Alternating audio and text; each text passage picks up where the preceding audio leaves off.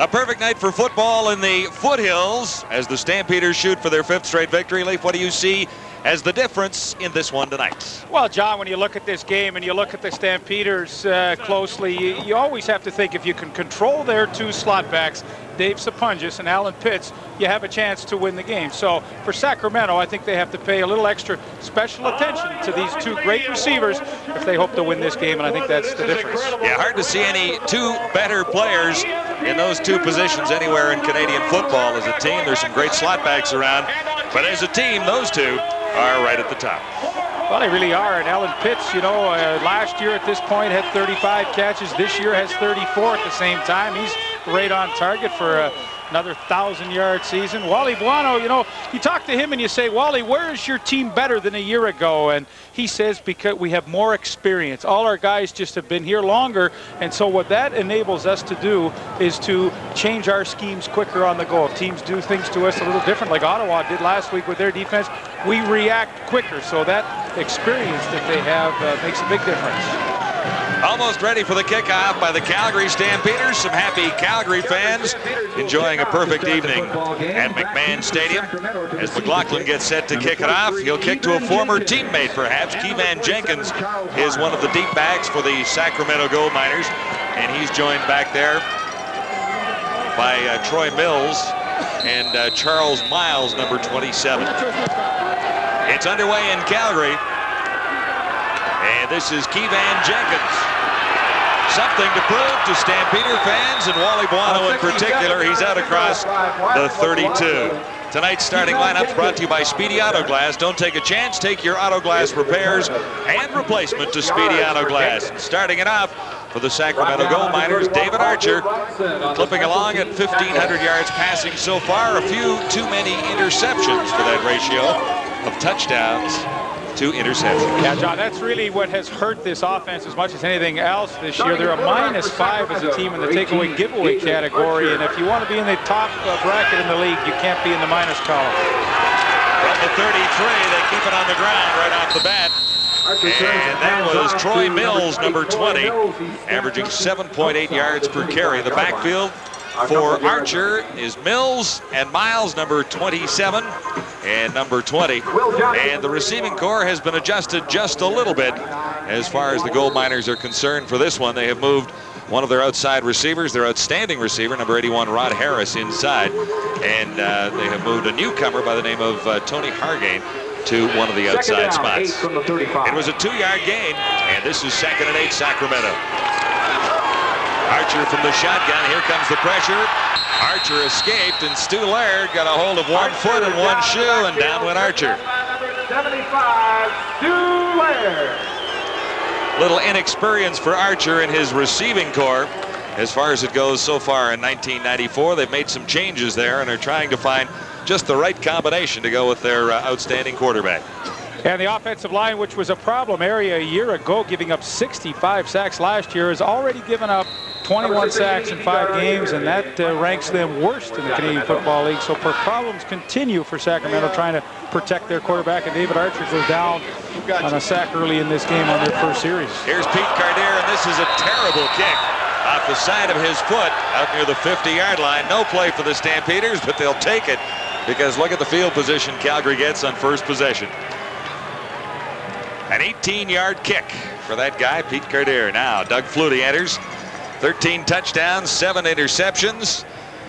He's been a little unfortunate on a couple of those interceptions that have been picked off. Some great catches have been made against Doug Flutie. Yeah, I think worthy to note, at 1,600 yards, he's well behind his pace of last year, where he was over 2,000 at this point. And of course, he went on to his second 6,000-yard passing season. So he's a little below where he was at this time a year ago in 1993. And to a bad kick, a penalty against the Gold Miners, and that sets the Stampeders up at the 47. Here's Flutie to his right, far side, on target. That's Dave Sapunjas out of bounds. And he's short of the first down, but has a nice little 8-yard gain in the backfield with Flutie, Blair Zerb, and Tony Stewart. That's a new combination from a year ago. The receiving corps is right back to where it was at its best with Moore and Pee Wee Smith outside, and as we talk Pitts and Sapunjas inside. Yeah, and again, Jamie Crysdale gets to start at center tonight. Doug Davies is back in the lineup from that hyperextended elbow, but he will not start, and Bobby Panelidis gets his second start at right guard. Stampeders' offensive line has done a pretty good job protecting for Flutie. He buys a fair bit of time by himself, though. Second and about 3, and Flutie looks to the outside himself. There's nowhere to go over there. Flutie is snowed under, leading the charge that time. Mark Ledbetter and Corian Freeman, number 50. Corian Freeman is a very active linebacker. Came over last year from the Winnipeg Blue Bombers, and you'll see Doug Flutie on the quarterback draw. Freeman comes in and gets the outside leverage. Ledbetter forces him wide, but it's Freeman, number 50, who makes the play. So after a horrible punt by the Sacramento Gold Miners, giving Calgary tremendous field position, the drive stalls, and that's pretty solid defense right there. Gold Miners have a slightly underrated defense until you get looking into the statistics. They played pretty well overall.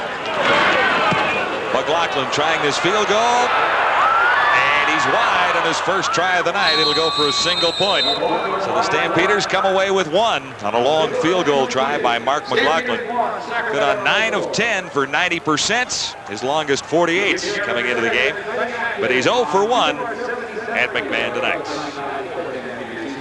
Setting up the Stampeders defensively with Will Johnson, Stu Laird, Shreko Zizakovic, and the newcomer Kenny Walker, who's getting rave reviews. An able linebacking core, which is centered around Marvin Pope with Alondra Johnson, and Raymond Biggs is in there for Matt Finley this week. Yeah, good to see Junior Thurman, a former All-Canadian corner, back after a badly torn Achilles tendon last year, and he's playing as well as ever. First and 10, Sacramento.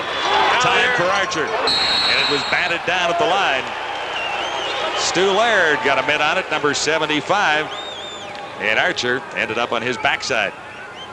Well, it's always the problem area for Sacramento, trying to give David Archer time to throw, and that time pretty good job, but Will Johnson nevertheless does get in and get the hit. And, well, what Sacramento is going to have to do offensively tonight is just pick away and pick away. Calgary is a defense that does not allow the big play very often, and for David Archer is going to have to consistently go underneath the coverage and be content to get those 7- and 8-yard completions. On second and long, 6 defensive backs in for the Stampeders. And Troy Mills was the intended receiver. Archer again is down on the carpet. So the Stampeders are getting some pretty good pressure on the Gold Miners quarterback. Well, and what this could do to a quarterback early in the game, I mean, this is the third time that he's been sandbagged, and takes another shot right up the middle by 75 Stu Laird, who's twice now been in there. But, boy, you can get a little gun-shy early in the game when you go off the sidelines. You say, uh-oh, I'm in for one of those nights again when I'm going to take a pounding. Pete Gardere, his first punt, traveled just 13 yards. This is much better, high and deep. Chasing Pee Wee Smith right back to the 15-yard line. Smith looks for room to the near side, needs a block, can't quite get it. Stopped at the 21-yard line. Nice tackle by Doug Parrish. 13-yard return after a 51-yard punt. 20-yard line, a 52-yard kick. Up front for the Gold Miners, Curtis Moore, George Bethune, Willie Fears, a couple of CFL veterans in there along with Mark Ledbetter. And the linebacking core has been adjusted to look like this with Brown, Maurice Miller, and another former CFLer, Northern CFLer, Corian Freeman.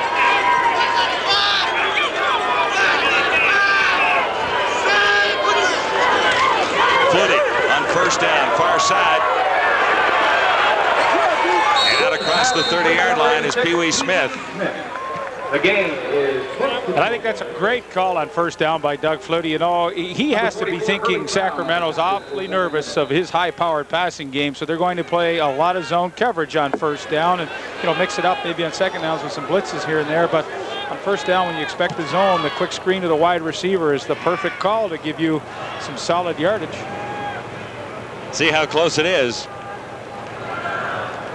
You know, the tough thing to defense against Calgary is like, what do you want to do against them? I mean, do you want to gamble and bring some people and try and put some heat on Flutie when you know he's so elusive, or do you want to just sit back and hope that he doesn't pick you apart? You're kind of damned if you do, damned if you don't. But I honestly think, you know, hey, you've got a defense that's pretty solid. You've got to mix it up. You've got to try and give Flutie some different looks and try and make him as uncomfortable as you can, if that's possible. Three receivers to the near side on a first down for the Stampeders at the 30-yard line. Tony Stewart, number 21. Stewart, the ball carrier for the Stampeders for the short game. Number 50, Corian Freeman with the tackle for Sacramento. Well, I talked about Tony Stewart in the opening. There are his numbers, and, you know, I talked about his running abilities and what that has added to the Stampeders. Obviously improved their play-action passing game, but as you might expect, he is also equally adept at catching the ball out of the backfield. Just a couple on the previous play. Second in a bunch as Flutie goes to work. Smith, the intended receiver, he was met immediately. Flutie's pass intended for number 86. Covered by Junior Robinson. Incomplete. On the coverage, number 21, Junior That's a Robinson. solid job by the right corner, Junior Robinson, to just get closed down that cushion, come in over the top and make the play. And so far, you have to be impressed with Sacramento. You know, like John, you said a few moments ago that they're kind of a nondescript defense, but all they are is ranked #1 in the league after 5 weeks of play, and their secondary ranked #1 among secondaries. They only give up 181 yards on an average through the air. So, I mean, this is kind of best against best tonight. Here's Tony Martino, just got that one away. Good kick coming down near the 25-yard line. And Harris on the return, well covered by the Stampeders special teams. Leading the way, Greg Frere's number 6, along with number 31, Roger Reinson. 4-yard return after a booming 51-yard punt. There's the score. The Stampeders in front by 1. 1994 Outriders, sponsored by Tropicana. As we mentioned off the top of the show, this game tonight features two of the most prolific passers in CFL history, but they get there in much different ways. We asked Wally Buono to compare these two quarterbacks. Well, I think probably the basic difference is in philosophy and arm strength. Archer sits in the pocket, will wait and wait and wait, and he'll throw the ball deep.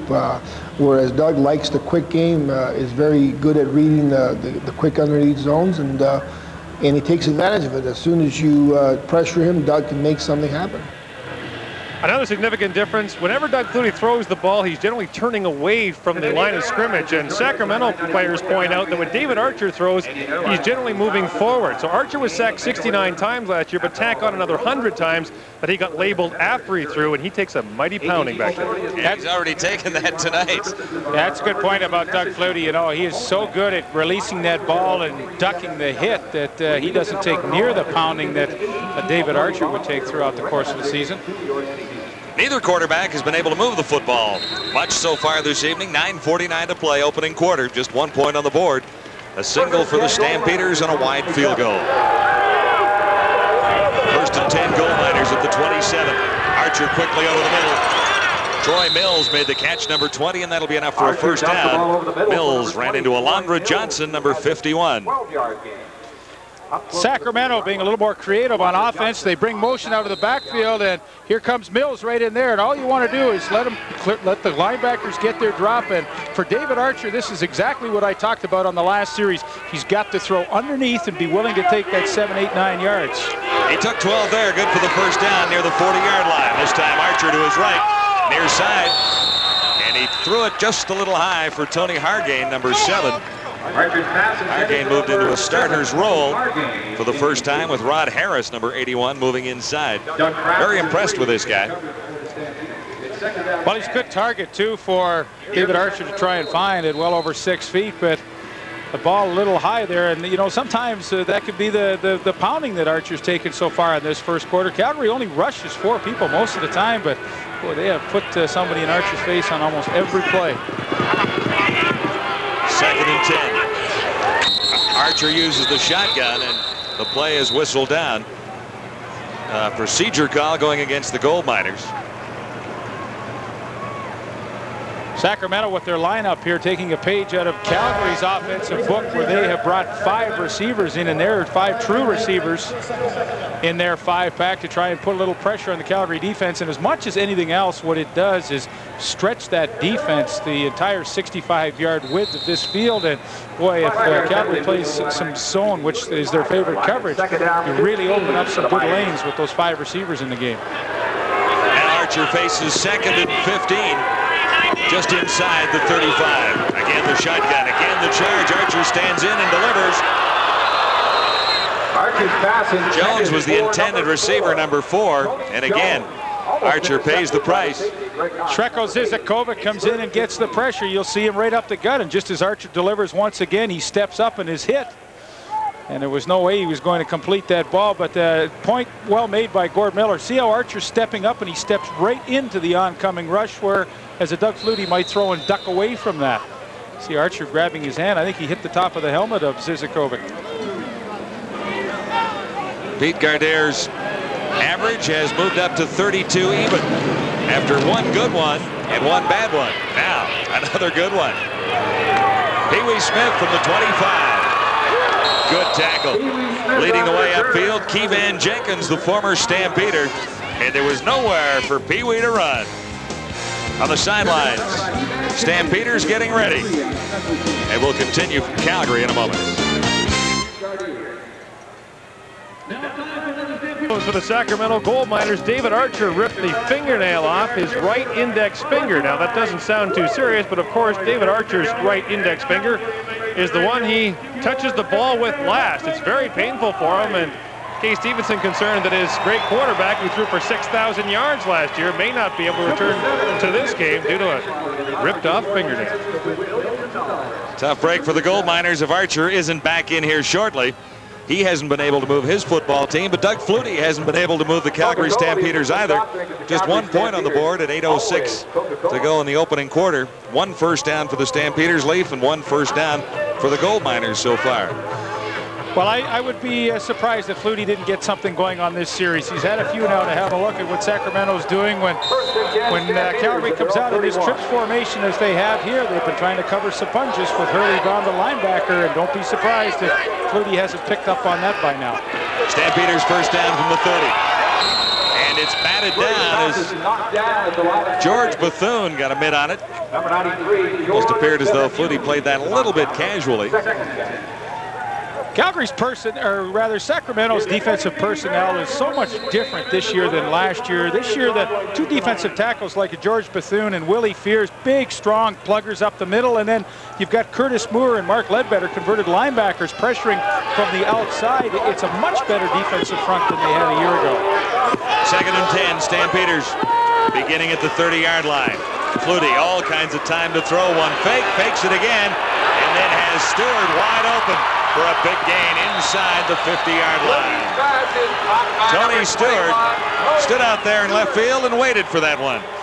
Well, if Doug Flutie gets that kind of time to finally pick out a receiver, it's going to be a long night for Sacramento. Everybody freezes here with the fake. See, everybody's kind of just going to the left, and Tony Stewart just quietly sneaks down the middle of the field, and nobody really pays attention to him. And you know, we talk about his rushing abilities, and they're excellent, but make no mistake, he is tremendous out of the backfield catching the ball as well. Biggest play of the game so far, 33 yards to set the Stampeders up at the Sacramento 46. Stewart gets the call on the ground this time and fights for hard yardage inside as he gets near the 40. Stopped in there by Doug Parrish, who had a little help.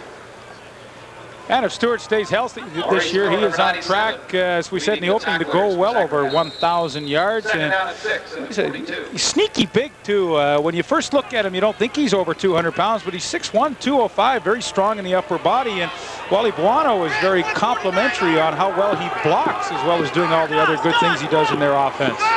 Gain was 4. This is 2nd and 6. Again, the shotgun. Flutie, most of his receivers to the near side, and he has Alan Pitts down to the 20-yard line. Back-to-back big plays for Doug Flutie. You said it. You'd be surprised if he didn't move the team on this drive. Well, you know, he and John Huffnagel have had a few looks at what Sacramento's doing tonight, and 2 people went with Sapunjas, who's inside of Alan Pitts. So all Pitts does is just go down and get in that open area. See, he's inside 44, Hurley Brown, the linebacker, and he becomes a pretty easy target for Flutie to find. 21-yard gain to set the Stampeders up at the Sacramento 21. Calgary leading 1-0. 5:46 to go, opening quarter. Again, Flutie with all kinds of time. Sapunjas end zone, and now Smith goes in, and he was out of bounds after making the catch. Pee Wee Smith tied up in the Tropicana sign down there. He made the catch, but he was out of bounds. Flutie sent Sapunjas and Pee Wee Smith into the same area. Here he comes. They'll have to fix the sign. Well, I think what Sacramento's going to have to do is to be willing to gamble a little bit tonight and bring some people. I mean, when you rush only 4 people, look at this. I mean, Doug Flutie just has all day to sit back there. Look at the sight lines downfield. My gosh, it's very easy for him to pick out a receiver. Now, Smith makes a nice catch. He's out of the end zone. But, I mean, the bottom line is if Sacramento's only willing to rush 4 people, that puts a lot of pressure on their secondary to stay with their men a little bit longer. Second and 10 at the Sacramento 21. From the 21 then. 2nd and 10. Stampeders. Flutie time to throw once more. And now takes off himself. He'll have the first down near the 10-yard line. And a penalty marker comes down on top of that. Dave Harper, number 58, tripping up Flutie. Piling on against Sacramento. Doug Flutie is the leading rusher for the Stampeders. We talked a lot about Tony Stewart. We'll hear the call. Sacramento number 21. After this is the goal line. First down, Calgary. But cornerback Junior Robinson. But Flutie's averaging almost 10 yards a run this year, which is tremendous for a quarterback. But once again, only a 4-man rush. And you're going to see a nice lane open up right in front of you there. Why not run with the ball? Stampeders 1st and goal to go as a result of Flutie's carry there at the 5-yard line. Good fake, on target. Pitts has the touchdown. Alan Pitts, 6th touchdown of the season. Beat Jason Wallace, number 24. Number 18, Alan. Play action. Flutie froze him for a split second, and then Pitts was wide open. Well, Alan Pitts just keeps on rolling, but you see the little play action here. Pitts went hard down into the inside and then broke it back to the outside, and number 24, Jason Wallace, there was no way he could stay with him. But, you know, as we talked about, we're not surprised that Doug Flutie got a nice drive going, and it culminates in a touchdown because he had a few looks at this defense, and, boy, it's nothing that he hasn't seen on film. They're not really doing anything to try and foul him up. I guess, folks, Alan Pitts is back in form, and the Stampeders are in the lead. It's 8-0 on CFL Live from Calgary.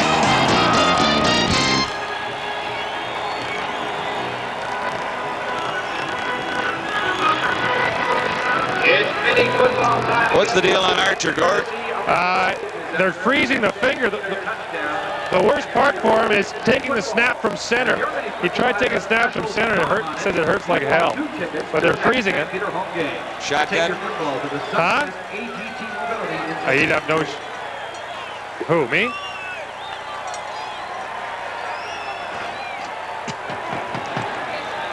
Okay, Keith, you want me to give you an Archer report? I'll bring you in on that as soon as we get this telestrate out of the way. Okay, do I have a little bit of time on this one? Hal? May not be too much. Do I have a little bit of time with this one? Okay, because there's some good stuff here.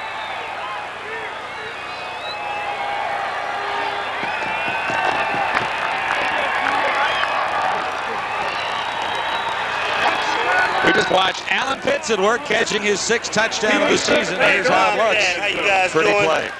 Thanks for the prayers. Please continue. Now with 7 plays and 79 yards, Doug Flutie looking awfully comfortable, but what really sells this touchdown is the play action and what Alan Pitts does to Jason Wallace. Look at Wallace right here. He's way outside of Pitts. Watch Pitts go in here. We're going to freeze it at one point. And see, he sells the play action run, does Alan Pitts. Let it go right in here and watch what Wallace does. Freeze it right there. Okay, see the hips are all turned and Wallace has no chance, but what Alan Pitts does as a receiver is sell the run, the play action fake inside, and of course break it back to the outside. It was impossible for Wallace to stay with him. And the story of the moment on the other side of the field is quarterback David Archer. What's the latest, Gord? The problem for David Archer is taking the snap from center. He's hurt the index finger and jammed the middle finger, but taking the snap hurts too much. He's going to try it on this series and see how it goes. Miles ready to return for the Sacramento Gold Miners. Finds a seam. He's across the 45 and slowed near the 50-yard line. Junior Thurman got over to make the tackle for the Stampeders. Just to finish the thought on Archer, they've given him some freezing in Leaf. I'm curious as to having a quarterback's right hand frozen when that's his passing hand. Well, I don't see it, Gord, quite frankly. I mean, you really need to feel the ball and the grip and all of the logical things that go along with that. I'd be very interested to see how effective he can be with that. We salute you. First and 10, goal miners at the 48. More pressure for Archer. He swings this one out for Troy Mills. Archer lobs it out He to ran number into Kenton 20, Leonard, Troy just Mills. shy of the Quickly 55. corralled by Kenton Leonard, number 30. Number 30, Kenton Leonard. One of 5 fumble recoveries versus Winnipeg a couple of weeks ago. The Stampeders have dominated teams so far in the first half, outscoring the opposition almost 3-1, 145 to 52. Yeah, what happens then, the problems seem to compound for their opposition because Calgary's a tough team to get a big play against, so you really have to grind it out against them, and sometimes it's too far to come back from. Shotgun on 2nd and 5. On target again is Archer. And Tony Hargane made the catch. Well, so far, David Archer's hand looks pretty good with that freezing, so obviously the numbness has not bothered his delivery at all. Flutie had his hands frozen here in the Western Final last year. Yeah, a little different, though. Red Dog, the smooth old beer. You are your own dog. 3:07 left in the opening quarter. The Stampeders on top, 8-0. But this is the best march that the Gold Miners have put together so far. First and 10 now at the Stampeder 51. Archer got it away in a hurry. Archer under pressure. Looking for Ron Harris, number 81. And again, Stampeders were on top of the Sacramento quarterback. Well, it's interesting to watch Calgary's defensive philosophy. All of a sudden, they're getting backed up, and Arthur seems to be getting in a rhythm. So what do? Get out of that zone. They bring Kenton Leonard on a halfback blitz. They bring Raymond Biggs, the linebacker, on a blitz, and you see them right in the face of Archer, so they give him a different look, but that's their style. Once the quarterback gets comfortable, Calgary changes up. 2nd and 10, shotgun this time for Archer. No one open, and nowhere to go for David Archer. He's down again. Marvin Pope and the newcomer Kenny Walker, number 99. Stu Laird wasn't far away. Kenny Walker's had a good start. Here goes Pope up the middle, and then watch Kenny Walker, the newcomer, right up the middle that way on a bit of a stunt right there. And there's number 20, Troy Mills. He just says, hey, I'm not taking on that big guy. Kind of Olay blocks him, as they say, and David Archer's in trouble. But Calgary, once they got Sacramento started moving, they changed their defense, and Sacramento couldn't handle it. Here's Pete Gardere again. Standing back at his 35. Last 3 kicks of the Beauties. This isn't bad either. Pee Wee Smith takes it at the 15. The seam opened up. He's near the 30-yard line. Stopped there by Corian Freeman, number 50 for the Gold Miners. Smith is hit by number 10, Malcolm Frank. Great acquisition in 93. Freeman. 44-yard kick 10 games for Winnipeg. And here comes another shot one more time. Alan Pitts, David Sapungis, 9 touchdowns between them. Add one more to Pitts' total. He has the first of the night in Calgary. We said controlling these two might be the difference in the game tonight, and so far they have not been able to control Alan Pitts as he scored Calgary's opening touchdown. Minute 51 till first quarter time. Stampeders in front, 8-0. First and 10 Calgary. Flutie, near side, Sapungis, just over his fingertips. And John, this is the matchup I talked about. Doug Flutie knew he had the home run there. When they go to the trips to the wide side of the field, Dave Sapungis is the 3rd receiver inside, and they're trying to cover him with the linebacker Hurley Brown, 44. Now, Hurley Brown's a converted strong safety. He was at the University of Miami, but that is a mismatch. It's totally in Calgary's favor. I said that they were going to go to it. They had a chance for the big play there, but just missed it. 2nd and 10, Stampeders, ball at the 29. Again, Flutie has all day to throw. Sapungis is open, and it was just tipped away at the last possible second. Maurice Miller, the middle linebacker, got back into that territory, and he was a little out of his range, but he made the play. Yeah, once again, though, Doug Flutie, I mean, here, take a look at this, how long it is. And watch Maurice Miller. He's the middle linebacker. Look how far he goes back to break up this Dave Sapunches. That's a pretty serious speed from your middle linebacker to react like that. But really, the story of that illustrator is Flutie had like 8-9 seconds to get rid of that football. And this is like a ticking time bomb here right now. I guess they're not using the 4 steamboat rule tonight. No 4 steamboats, but for Maurice Miller, who has been Sacramento's best defensive player so far in 1994, that's an unbelievable play. Here's Martino's kick. Waiting for it, Ron Harris. Near the 28. A decent block and about a 6-yard return. Stopped by Roger Reinson, who's been effective on special teams. 52-yard punt for Martino that time. Well, I think for David Archer, he's slowly getting into a bit of a critical stage in the game, even though it's only the first quarter. I mean, they had a horrendous week in Vancouver, an ugly loss that Gord Miller talked about. And, you know, it's only a matter of time for Flutie. He's just missing by the smallest of margins of putting a lot of points on the board. So for Archer now, you know, he's kind of got to answer this 8-0 Calgary lead in a hurry. Archer's hand did not bother him on the last sequence. Let's see how he does here. Apparently, it's feeling better. Little shovel pass for Miles, and he couldn't make the catch. Archer hurried it just a little bit. Number 27, Charles Miles. Well, as a quarterback, you will hurry some of those throws when you've been taking a pounding like Archer has here in the first quarter, and especially on a middle screen, because you're inviting those defensive line to really come in and kind of have a free shot at you before you dump the ball off. And boy, the timing just looked awful on that play. 2nd and 10. Gold Miners at the 36. It's the Stampeders leading 8-0. In the final 20 seconds of the opening quarter at McMahon. Charge was on, blitz was on. Archer read it, made the catch, and then lost it. Marvin Coleman comes up with the ball. Kenton Leonard caused the fumble.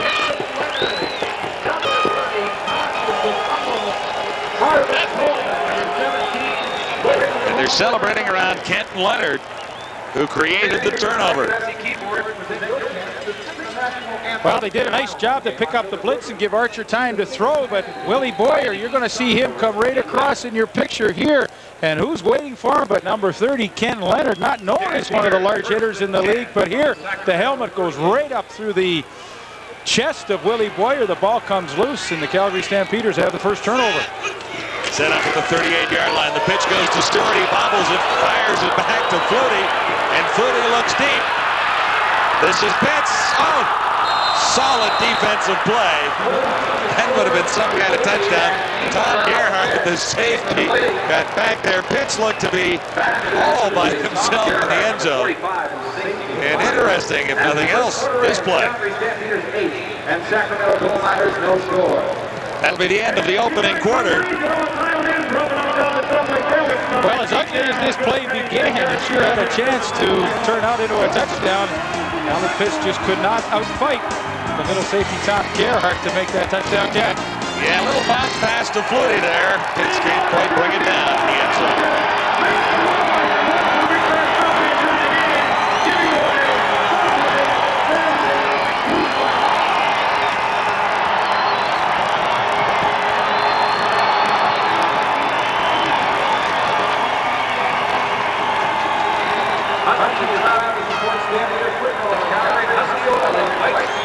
So how much of that was planned? Was the bounce pass? No, the bounce wasn't planned, but that... What? Oh, yeah. But there seems to be something that, like Flutie's hit the guy in behind a couple of times. There have been some... Touchdown to win winners may receive one of these prizes. And the Las Vegas discount dog and tennis trip for two Las Vegas. Ready to begin the second quarter with the Stampeders out in front of the Sacramento Gold Miners, 8-0. Interesting play as we left you on the final play of quarter number 1. And that makes this 2nd and 10. Stampeders at the Sacramento 38. Sacramento, 38-yard line for the Stampeders. 3 receivers near side, and Flutie looks over the middle. No catch. covering Ken Wilhite. Pitts was the intended receiver, number 18. Numbers from the opening quarter, 1 turnover going against the Gold Miners, and the Stampeders leading the way in net yards, but really not typical Calgary numbers through 1 quarter. Well, they only really had 1 good series, and that was the touchdown that Alan Pitts scored. But other than that, Doug Flutie just was missing by, as we said, the smallest of margins from hitting some pretty large home runs in that first quarter. A couple of solid defensive plays by the Sacramento secondary. Flutie puts it down for McLaughlin's field goal, and he's on target this time. 1 for 2, Mark McLaughlin on the night. The Stampeders have an 11-0 advantage on McLaughlin's 45-yard field goal. Sponsored by Human Resources Development, Xerox, and Canadian Advance.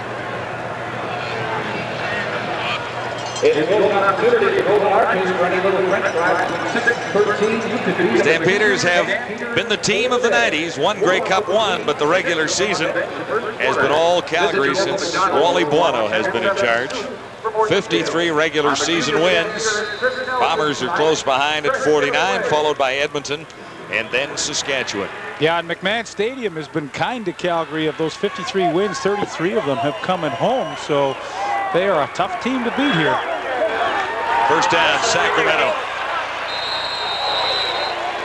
Troy Mills, number 20, ran into Raymond Biggs, number 44. Raymond Biggs is an interesting story. He's starting tonight for Matt Finley, the captain of the defense that's out with a severely sprained ankle. But you look at this Calgary team, and they get a nice opportunity to bring a young linebacker into the fold and get him some playing time. Matt Finley will be back in the near future. But for Raymond Biggs, number 44, who was a high school teammate of the Zizakovics in Toronto at Western Collegiate, nice to see him get some playing time. Game was won. This is 2nd and 9. Archer employs the shotgun. Man open over the middle. That's James Pruitt, and it's a big first down for the Gold Miners. Out across midfield and down near the Calgary 51. And clearly the difference for David Archer, he had time to throw and he had time to stand tall in the pocket. There you're going to see a nice look at it. And boy, James Pruitt then gets deep enough to get in behind the linebackers and split in that zone coverage. There you see the big hole created over the top of Marvin Pope, and that's pretty easy pass and catch. 23-yard gain for Pruitt, setting the Gold Miners up at the Stampeder 51. Good fake by Archer, and a man open again. Hargain is down near the 25-yard line and stopped there by the safety, Greg Knox. Troy Hargain, big game. Yeah, the play action really accomplishes a lot. You get the fake in here, but what it does is freeze here and then allow Hargain lots of room in this territory to work himself free. But see how it freezes the linebackers. Then it becomes a lot easier throw to go over top of them. And look at the open space that Hargain has to work with. And all of a sudden, you have a little bit of time to throw, and Archer's got his team on a nice march. 26-yard gain there, setting Sacramento up at the Calgary 25. Again, Archer tries to fake, and this time no one is fooled. Marvin Pope. And Greg Knox in the safety blitz. And I think David Archer is going to have to expect this. The last time he had a little bit of success, Calgary started bringing a few more people. So all of a sudden, a couple of big plays, and who comes? But Greg Knox, the middle safety, Marvin Pope, the middle linebacker. And, as an offense, you kind of have to expect these trends that develop in a game, and really Sacramento wasn't ready for that. The loss is 18. Sacramento back at the 33 on 2nd and a bunch. Hargain again, close to a first down, and then stopped short. We'll see where they spot the ball. Alondra Johnson got over to help corral Troy Hargain, or Tony Hargain. Well, they're coming up quite a bit short. The field goal team will put in. Nevertheless, a pretty solid drive by David Archer. And once again, that middle area of the Stampeder defense, which has been somewhat vulnerable in that zone coverage, is open. And Hargain makes his 2nd catch on that drive. But good news is Sacramento got time to throw. They were able to march it down the field. And they're going to probably get some points out of this. For Sacramento now, attempting a 25. That was a pretty good march.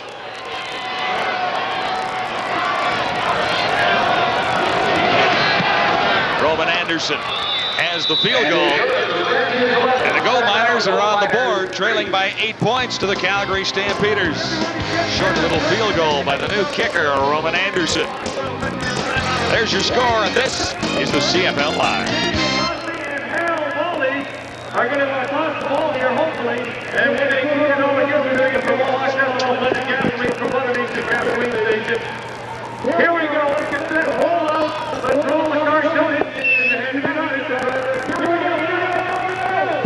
Well, it's certainly the most difficult area to get any type of consistency in, isn't it?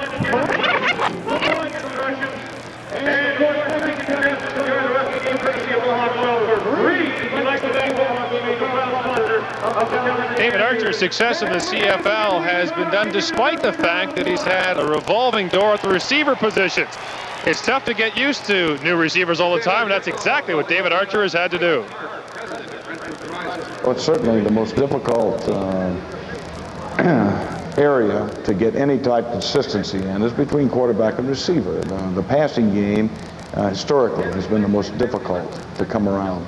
And you're certainly better served if those people can work together longer. They can anticipate the throws better, or the quarterback can, and receivers can anticipate the quarterback, what he's looking for and would expect. And certainly you become much, much more cohesive as a football team the longer they work together.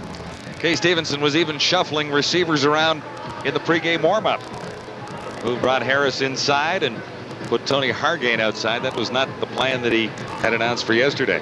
Well, one of the problems, you know, is just having so many different people, as Kay Stevenson indicated. You know, Willie Boyer is in playing slot back tonight in his first game, and, you know, he's a guy that they were really counting on, and, you know, he only played in a few games last year because of so many injuries. So it's been a tough road for Sacramento, but Rod Harris is in that receiving core, and there's no question he's a good one, and it's a good idea to play him at the slot. Stampeders ready to return with Brian Wiggins, and he's ready to run up near midfield. Stopped near the 53-yard line by the kicker, Roman Anderson. Nice return by Brian Wiggins, 32 yards, and the kicker had to make the play. Well, he broke down nicely, and watch the helmet go across. That's pretty much textbook. He must be in on some of those tackling drills that the other guys are doing. Just doesn't walk around with a bag of balls all afternoon. Stampeders have great field position beginning at the 53. First down, Calgary. Chance leading 11-3. Flutie shotgun, handing out to Stewart. Stewart off tackle left. Willie Fears was there, number 78. Numbers on Flutie so far, not real typical of a Flutie performance. He was slow starting in the opening quarter. 5 of 12 for 77 yards. The one touchdown. Well, pitch though. First down play. Second down, 6. Flutie is 0 for his last 5 passes. Shotgun this time. 2nd and 6.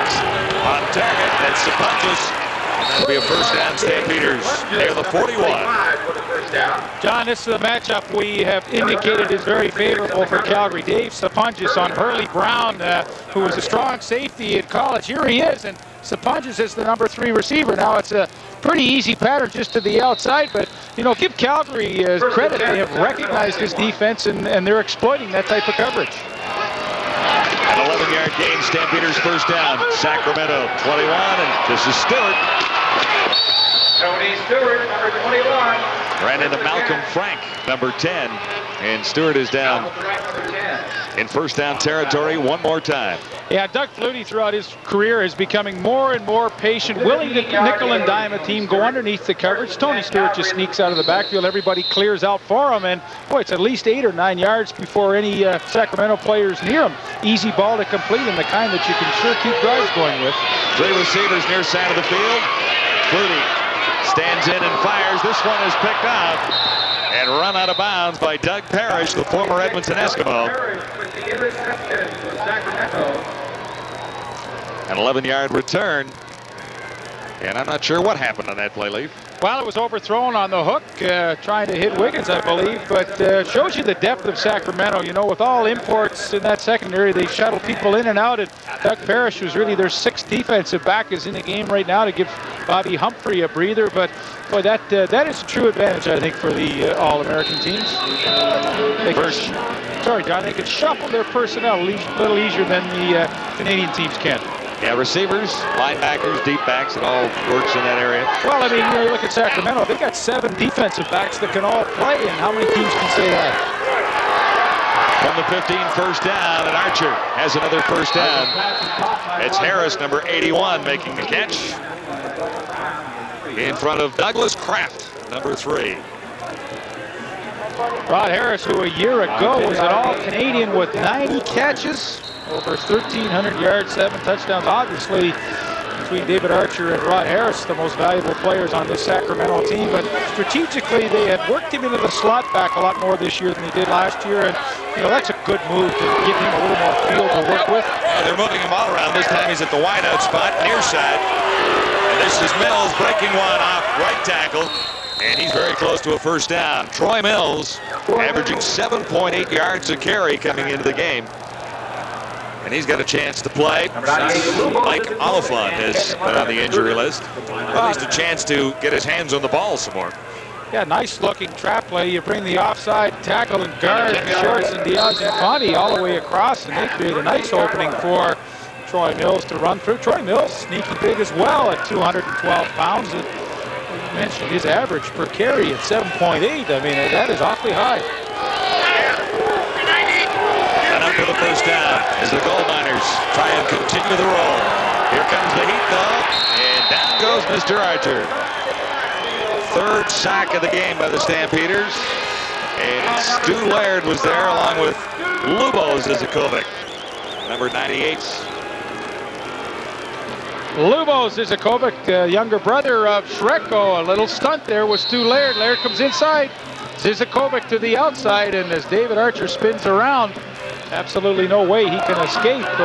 So the Calgary Stampeders, that's the second time they've used a nice defensive line stunt up front to get some pressure. He's the younger brother, but not the little brother any longer. He's 3 inches taller than Shreko at 6'8".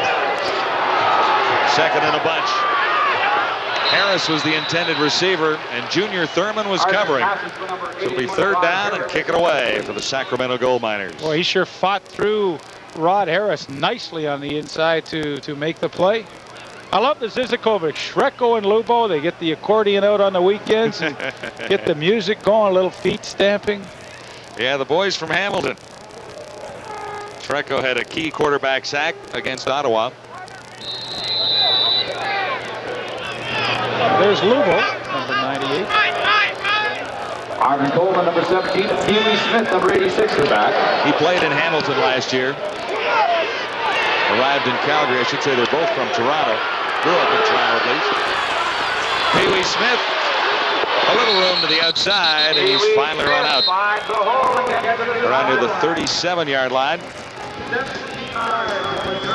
11-3, the Stampeders lead the Gold Miners. 6:14 till halftime.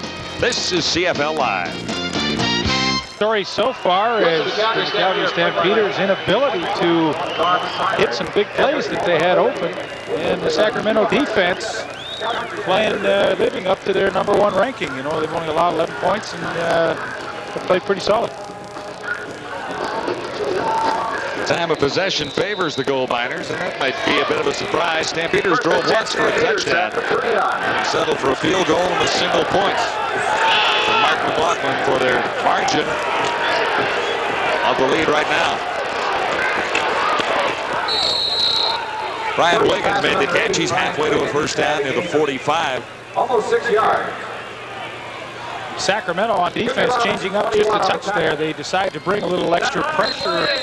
Nelson, number 90, the outside linebacker, came. But still, Calgary's fine offensive line was able to pick it up quite easily and give Flutie time to throw. There's Maurice Miller, number 97.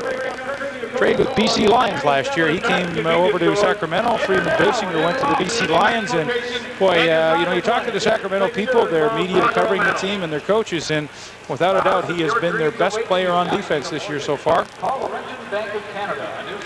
Nice move to get him because that allowed them to put Curtis Moore, who was their middle linebacker all 18 games last year, out to that rush end position. So they just become a little more diversified with Maurice Miller at the middle. Service for all Stampeder fans. Injury time out on the field. We'll check it out when we return to McMahon Stadium in Calgary, where the Stampeders lead by 8 on CFL Live.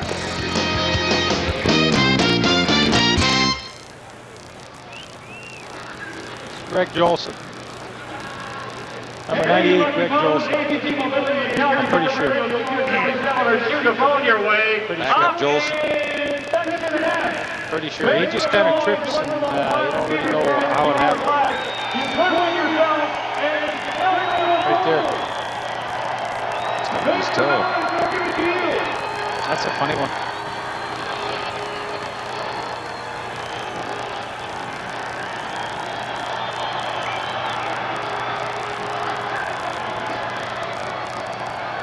Page corrected your communications number store. 291-50-100. 8 correct. Hey, happy anniversary to Myron and Elaine. The Milton 35th anniversary on 25 years as season ticket holders. Welcome to the ball game. Pro-Am offers one-stop shopping for ADT accessories.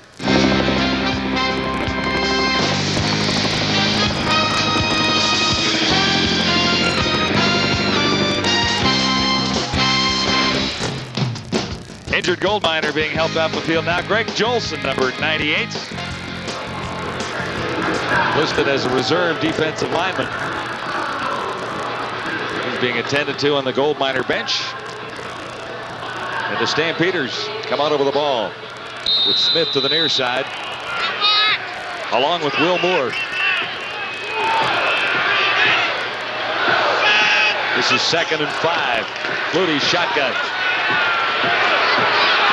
Nowhere to throw, and not enough running room for Doug Flutie, who comes up a little short as Mark Ledbetter, the right defensive end, and Curtis Moore combined to make the tackle.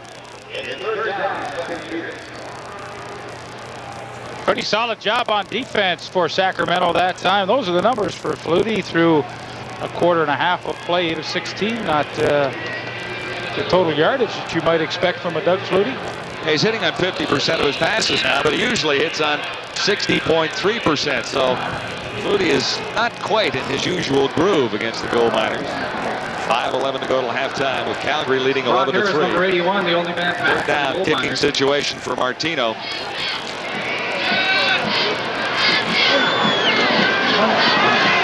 Very little rush. Martino gets it away. It's not deep. And there's nowhere for Rod Harris to play it. There's a penalty marker back near the line of scrimmage. David Archer is ready to go again. 34-yard punts.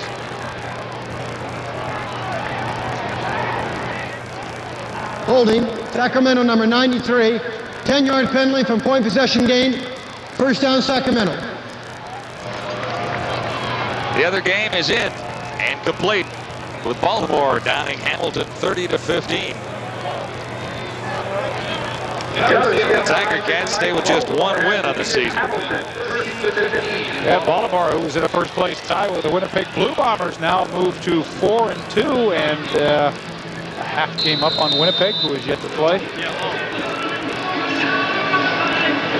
Wally Buono, 52-21-1. A two-time coach of the year since taking over the Stampeders. On first down, that's Troy Mills, number 20. Boy, and nothing fancy about that play. It's just you've got a big offensive line that seems to be more comfortable run blocking than they are pass blocking, and just let them pick an area and let Troy Mills sneak in behind them and just plow away at that front four of Calgary.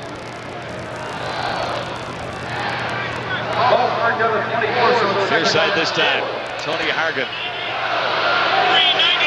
This is 2nd and 4. Shotgun for Archer. Near side, he'll have the first down as Mills makes the catch coming out of the backfield and then lost the ball. It goes out of bounds off a Sacramento player, Alondra Johnson, making the tackle that time. It'll go for a gain of 12 yards. Mills got a little lucky there. And one of the better matchups that Sacramento's had tonight in the first half is to get Mills out, and Alondra Johnson, 51, had to come from a long way. He was faking the blitz in right over the center, and all of a sudden he's got to get his tail out of there and try and chase Troy Mills down, and nice recognition by Archer to hit the right receiver. First and 10, Gold Miners at the Sacramento 36. Again, it's Mills, and another big hole opens up as Mills crosses the 50-yard line. Stopped by Gerald Vaughn, number 38. He got a little help from the safety, Greg Knox. 14 for Mills. First down for the Gold Miners. Archer has him on a bit of a roll here. And they've done it with a pretty solid running game. Watch Troy Mills right here. He's going to cut back and make Marvin Pope, who's one of the best tacklers as a middle linebacker in the league, miss. Watch the little quick footwork right there. And he gets by Marvin Pope, and all of a sudden, Sacramento's deep out of their own territory with a nice march. Gold Miners on first down from the 50. It's Mills again, left side this time. Slowed down from behind by Kenny Walker, number 99. And then stopped in front by Marvin Pope, number 91. 3 minutes till halftime at McMahon Stadium in Calgary. The guys in red still lead this thing. The Gold Miners are very much alive. A proud sponsor of the Calgary Stampeders and the Stampeders Uncles and Aunts at Large Fishing Derby. Vision's very important both on and off the field, and that's why the Stampeders trust Chinook Laser Eye Center for all of their laser eye care needs. Chinook Laser Center in Chinook Center. Husky Oil and their top dog retail dealers are proud of their support to the Husky Oil Stampeders High School Players Clinic and Challenge Game. You're always a winner with the Stampeders and Husky.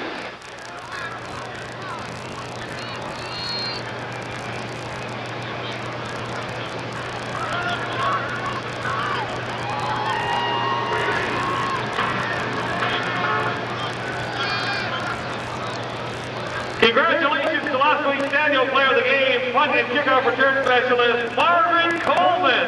Marvin returned a total of 6 punts for a record 181 yards. Head coach Don Matthews has Baltimore on top of the CFL Eastern standings. The Blue Bombers get a chance to get even when they move on to Ottawa to play the Rough Riders tomorrow night. Winnipeg a game behind with a game in hand, followed by Ottawa, then Toronto, and Hamilton drops to 1-5 in the CFL East. In the West, well, this is going to be a fun scramble right to the finish. 3 teams at 4-1, Dave. Well, it really is, and everybody that you talk to says, boy, how competitive that Western Conference is. And I guess the good thing is that being so competitive, nobody really will run away and hide. And for the BC Lions, with their personnel, they get Toronto coming in there tomorrow night. They look awfully good, and of course, so do the rest. We'll catch up with the Eskimos and the Rough Riders at Taylor Field on Friday night. Here's Archer throwing a long one, and he's well out of bounds. And that pass intended for Tony Hargate. He fired that a long way, and it looks like his hand is bothering him just a little bit as Archer heads to the sidelines for third down.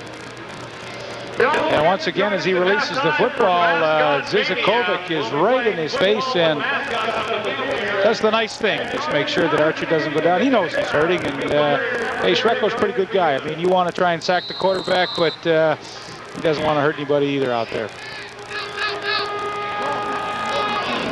Pete Gardere averaging 43.2. It's a heck of a comeback. His first punt was less than 20 yards. And this one sails in for a single point, rolling all the way through the dead ball line. And watching it back there was Pee Wee Smith.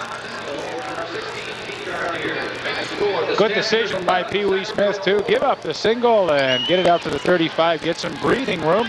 Gort. You know, Leaf, a lot of teams have very complicated sounding plays. Like the Stamps have one that goes X right 144 R option, but they've got another play called Sponge Get Open. It's for Dave Sapunges. Everyone else runs an assigned route, and Dave Sapunges just simply tries to find a seam wherever he can, and Doug Flutie finds him. It's playground football, but it's worked great for the Stamps. Well, it really has, and you only can do that when you have a receiver and a quarterback that think a lot alike, and there's no question these two have developed that type of chemistry. After giving up a 77-yard single, the Stampeders begin at the 35. Flutie with all day to throw finds Pee Wee Smith out at the 50-yard line. And Smith was dragged down by Malcolm Frank after a 15-yard gain.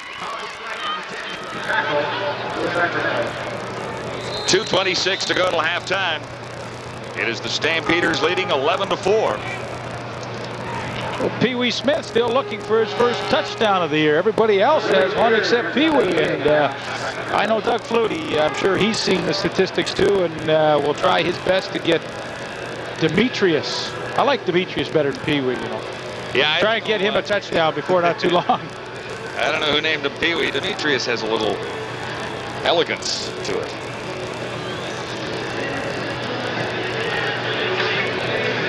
Fifth year in Canadian football. Pee Wee Smith. And a punt return touchdown back against Baltimore. The injured player is Willie Fears, who has played for everybody. Yep, he's been with quite a few teams. Ottawa for 6 games, Toronto for 1, Winnipeg for 9 back to 1988. In total, he has played with 12 teams since 1986. A nice article in the paper today on Willie Fears about his time he spent being a prison guard in maximum security, and he said, trust me, the crime rate in the world would go down significantly if people could just see what it was like in prison. I thought it was a very interesting article, and he said, believe me, it's a lot more fun playing football than being a prison guard. He's also a piano player and a gospel singer, entertains the team on the road a little bit. Can do it all. Willie Fears will be back in this ball game before long, I bet. You know, you mentioned Willie Fears in his time with the Winnipeg Blue Bombers back in 1988. Was with them, of course, in that year when they won a Grey Cup. He is a big man at 6'5", 285, and you're right, looks like he will be back. First and 10, Stampeders at the 50-yard line with 2:12 till halftime. Flutie winds up and fires on target. Alan Pitts, another Stampeder first down. Pitts all the way down to Sacramento 35. No, Dave Sapungis and I were talking before the game how Flutie likes to just throw the ball into the hole areas and allow his receiver to react to it. There he just lets it go before Pitts. He even makes his break, but he knows the area he's going to end up in, and Flutie is willing to put it in that hole and let the receiver go get it. 25-yard reception for Alan Pitts. Flutie looks long once more. Sapungis on the dead run, turns and tries to work toward the goal line. He grabs a couple of extra yards, but Jason Wallace made the tackle. Flutie moving the Stampeders at will. The last time he marched into Sacramento territory, however, he was intercepted. But once again, you just see how much time he has. The offensive line of the Stampeders. Ken Moore, 64, with a tremendous job on Mark Ledbetter. And boy, if Flutie has that much time, it's impossible for this secondary to stay with all these unbelievable receivers. I mean, you're just asking for all kinds of trouble. Sacramento's got to blitz and change things around a little bit. 27-yard gain there. This is first and goal to go. Stampeders at the 8. Flutie can't find anyone open. Dancing around back there. Still dancing. Now running. He gets down to about the 4-yard line and steps out. Sacramento secondary had everyone tied up. Flutie couldn't buy enough time to get a pass away and grabbed about 4 yards on the run. Well, here you get a look at pretty much what Flutie's seeing, and he's seeing a lot of open field in front of him as Rocco Romano does a good job. Watch Covington there, another good block, and we'll give Sacramento's secondary credit to be able to force Flutie to run after all that kind of time to sit back there. Second and goal to go now. Stampeders at the Sacramento 4-yard line. A minute 23 till halftime. Flutie a little play action. Looks to the corner. There are markers down. And I'm not so sure if it was Pitts, the intended receiver, or Wiggins. Flutie had it right in between them. Infraction is against Sacramento. At least that's the early indication. Legal contact and an eligible receiver. Sacramento 21. Half the distance to the goal line. First down, Calgary. And that was Junior Robinson caught that time. And he was covering on Brian Wiggins, and that's who Flutie was trying to hit in the corner of the end zone. So what that does is set it up nicely for Doug Flutie now. They've got the big short yardage team in there. They just pound away at Sacramento. Yeah. Try and power it into the end zone here. First down, goal to go. Stampeders are at the 2-yard line. with a minute 18 till halftime. Touchdown, Tony Stewart. And that's his 5th rushing touchdown of the season.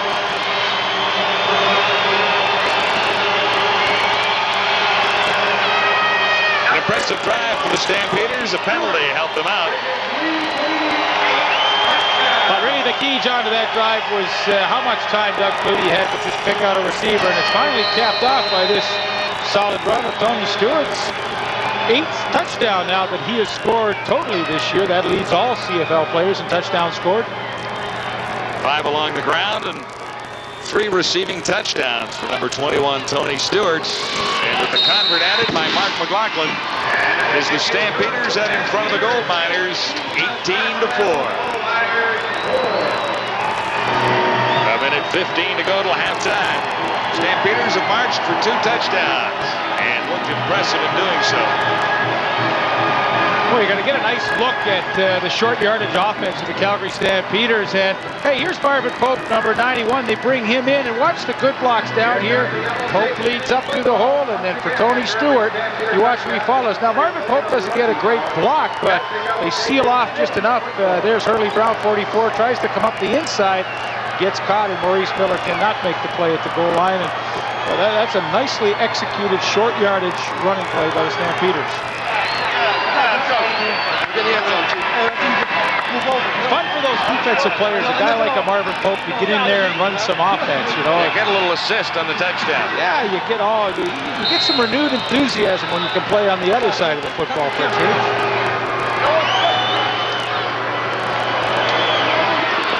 On the return, this is Miles. And he's out near the 40-yard line.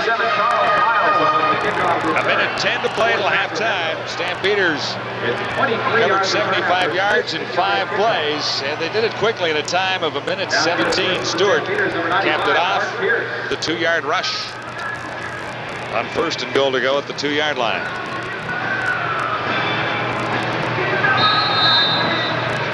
Let's see if Archer can answer this. He's got time to put some points on the scoreboard with a minute 10.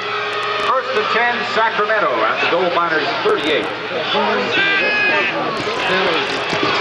Shotgun from the 38. Swings it out to Mills. He breaks 1 tackle and he's near the 50. That'll be a first down, Sacramento. Raymond Biggs in on the tackle. And Ken Leonard looked to be slightly shaken up there in a 12-yard gain. Troy Mills did what every running back is always taught to do. When you meet up with a couple of tacklers, what you try to do is split, sneak through them, and split Marvin Pope and Alondra Johnson. No easy task. Shotgun again on first down, Sacramento. Archer stands in. Screen pass for Rod Harris. And has a gain of close to 8 yards. One of the other ways that they use Rod Harris, we talked about earlier, is to have him in at slot back, and there he has so much more field to work with. He just sneaks across underneath the coverage. It's easy target for Archer to find, so pretty nifty passing plays by Archer to go underneath the coverage. Gain of 8, this is 2nd and 2. Archer sideline pass this time, and Harris makes another catch. Number 81, Rod Harris. 39 seconds on the clock. Kent Leonard forcing him out.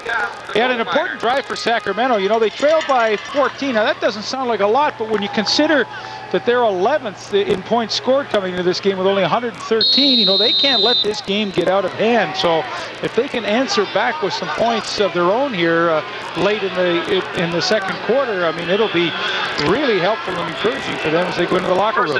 Gold Miners averaging 22.6 points per game. First down here. 38 seconds on the clock. Archer has time, and his receiver comes back to make the catch in front of Alondra Johnson. That's Trey Everett, number 5. Number 5, Trey Everett. 9-yard catch. And if I was a betting man right now, and if you're David Archer, I think you're thinking some heavy pressure coming from Calgary right here. Well, it's 2nd and short, but if they get into a first down situation, I think the Stamps are going to try and put some heat on it. Here comes some heat. Archer got it away. He gets the first down.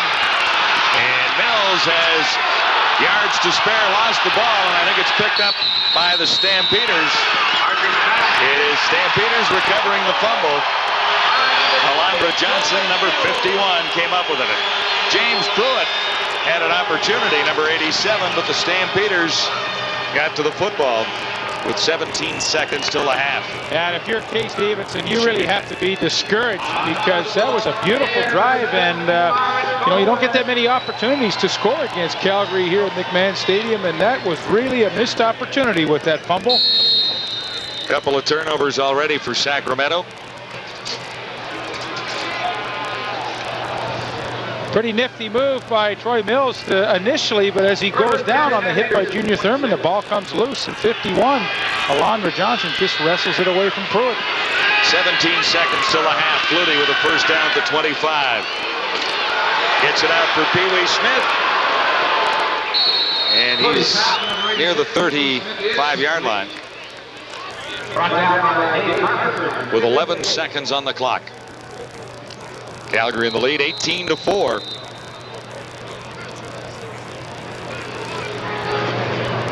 Another injured gold miner down near the 32. This time it's Jason Wallace, number 24. Well, for Case Stevenson, I mean, that's a tough one. You put together that 2-minute offense and you work it to perfection, and then the turnover kills it. And well, when you're playing in somebody else's park and you're playing probably the #1 team in the CFL, you need every break to go your way, and Sacramento just really hasn't had any in the first half. No doubt about it. That last fumble was the toughest break against Sacramento. On to Taylor Field Friday night with the Eskimos in town against the Saskatchewan Roughriders. 9:30 p.m. Eastern Time, 6:30 Pacific. The kickoff to that one. Gord? You know, the Stampeders have only put 18 points on the board here in the first half, and for a team averaging 42 on the season, that's kind of under the average. But what Wally Buono wants to see, and if there's one improvement he wants to make, it's to see some patience from the offense. That's what he was congratulating Doug Flutie on after the last touchdown drive. He said, way to be patient, way to use up the clock, and let's get more ball control offense. That's what Stampeder fans are used to seeing. Well, Gord, I think you have to factor into all of this that Sacramento is the #1 rated defense after, you know, 5 weeks in the Canadian Football League. So factor that in against Flutie, and you know it's not an easy task to try and score a lot of points against them.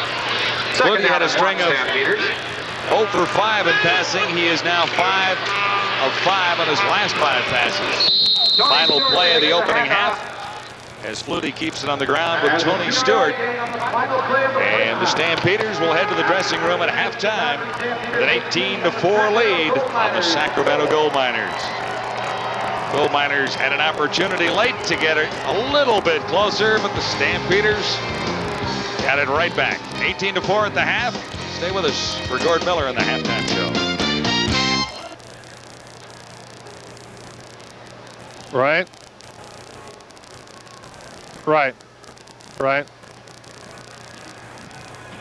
Okay, now question for you. Was Baltimore awarded the 1997 Grey Cup at the same time, or no? But it is for sure that Baltimore has the 97 Grey Cup game? Okay. Can you pop me up on camera for a second, Ricky? Oh, there you go. There you go. Do you really want... Yeah.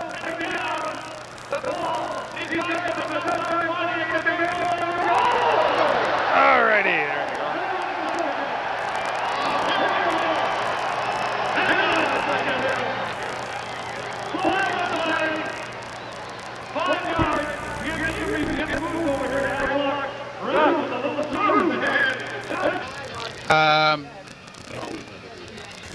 You want to show that? What do we got here? I think the other's better unless you don't have it. Well, you just tell me my year then. I'll follow whatever you want to do.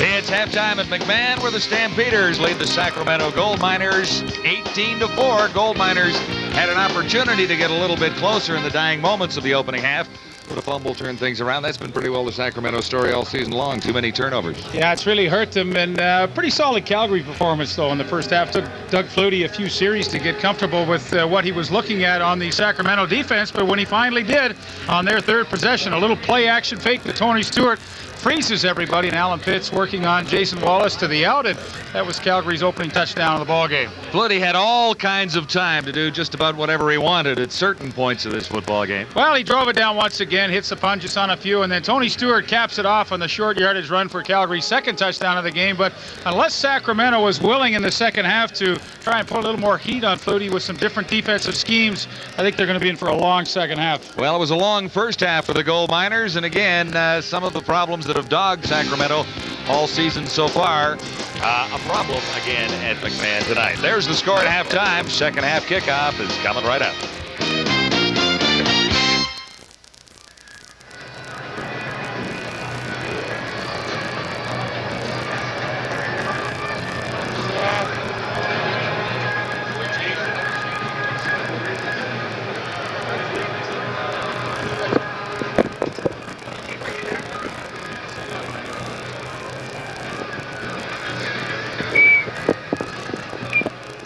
Hey, Billy. Hey there. Billy, are you down there? Hey there. You with that look in your eye.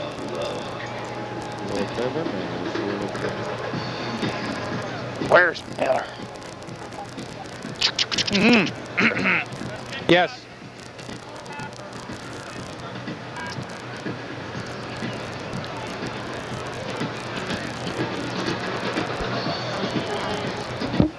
Yep.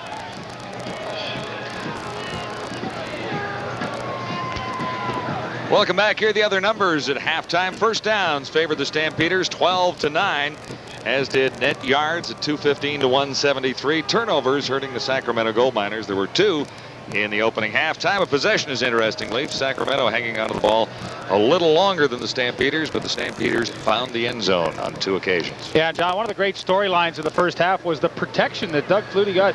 Watch Ken Moore, number 64, the right tackle, work on Mark Ledbetter right here. In fact, the entire offensive line, if you let it go, it seems like Flutie had just all day. Now, keep in mind, this is in slow motion, so it looks a little bit longer, but look at that downfield. Now, you don't think you could pick out a quarterback with that kind of time to throw, and Ken Moore just stays with his man on the outside, and finally Flutie picks out some punches. And, you know, as a secondary, it's impossible to stay with these terrific receivers that long. So, you know, it's pretty much what I said in our halftime a little bit there, that if Sacramento was not willing to gamble a little more on defense to upset the rhythm of Doug Flutie, I think it's going to be difficult for them to beat this team. On the other hand, the Stampeders defense has bothered David Archer on several occasions. 3 sacks in the first half.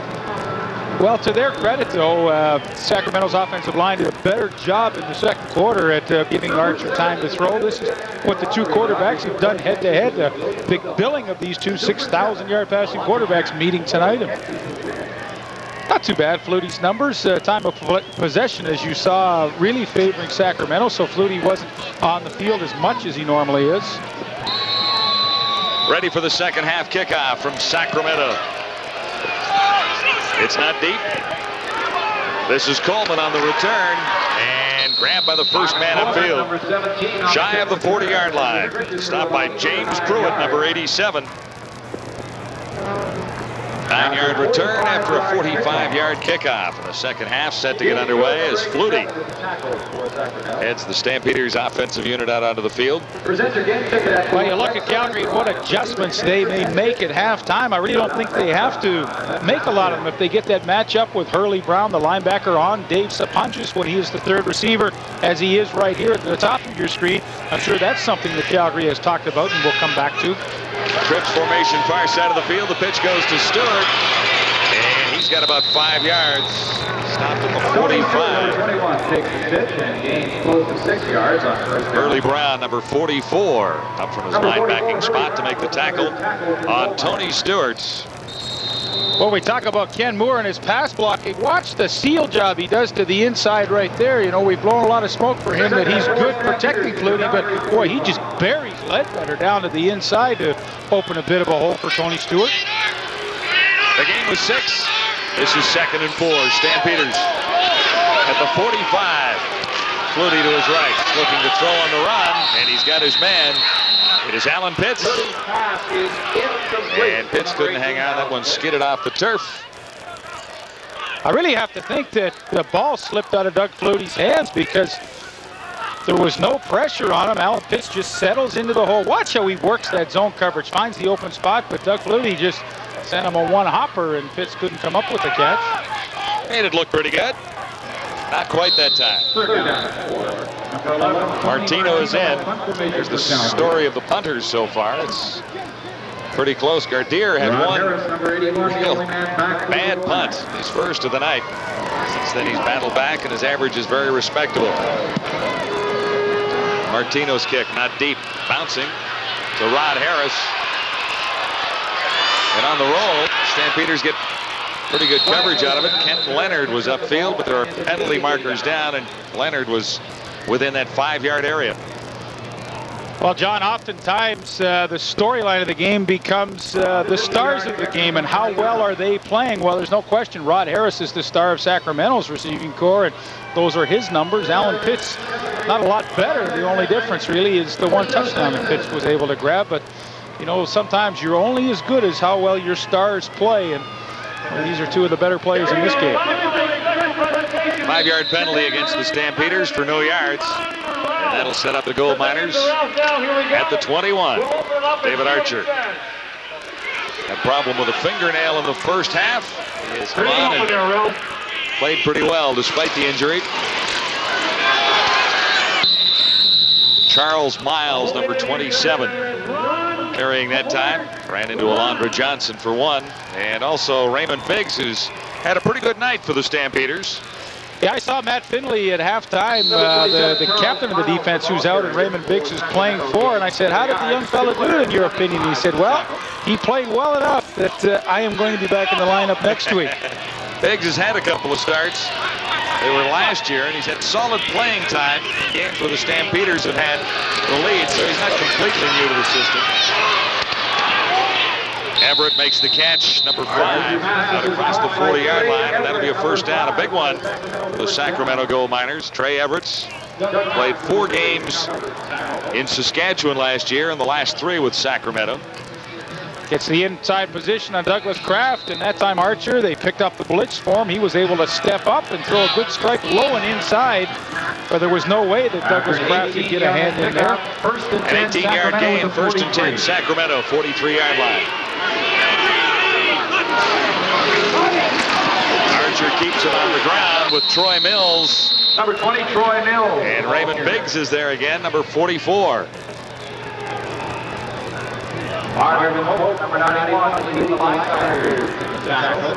Well, you look at a team and you look at their depth, and that's usually a telling sign in how well they will finish at the end of the year. And, you know, Raymond Biggs to get to play tonight, this is great for his development. And, boy, he has stepped in and done a nice job here. They'll call this a gain of 2, making it 2nd and 8. Sacramento at the 45. Archer the shotgun. Here comes the heat. Archer eludes the first wave. Catch is made out of bounds by Everett. Once again, David Archer takes a pounding. That time, 98 Lubo Zizakovic came in late. And, you know, when you're in the quarterback's face, as he was, I mean, it's almost impossible to complete a pass. 98 Lubo Zizakovic, he'll go all the way around the outside. And just as Archer releases it, boy, he just gets hammered once again. Pete Gardere is in again, averaging 47.5, 77-yard single earlier in the game. Stampeders in front, 18-4 on the Sacramento Gold Miners at McMahon tonight. 3rd quarter just nicely underway. Gardere angling this one to the far side. Pee Wee Smith, not much running room, and he's forced out just shy of the 30-yard line. Stampeders looking for their 5th win in a row. It is 18-4 at McMahon on CFL Live.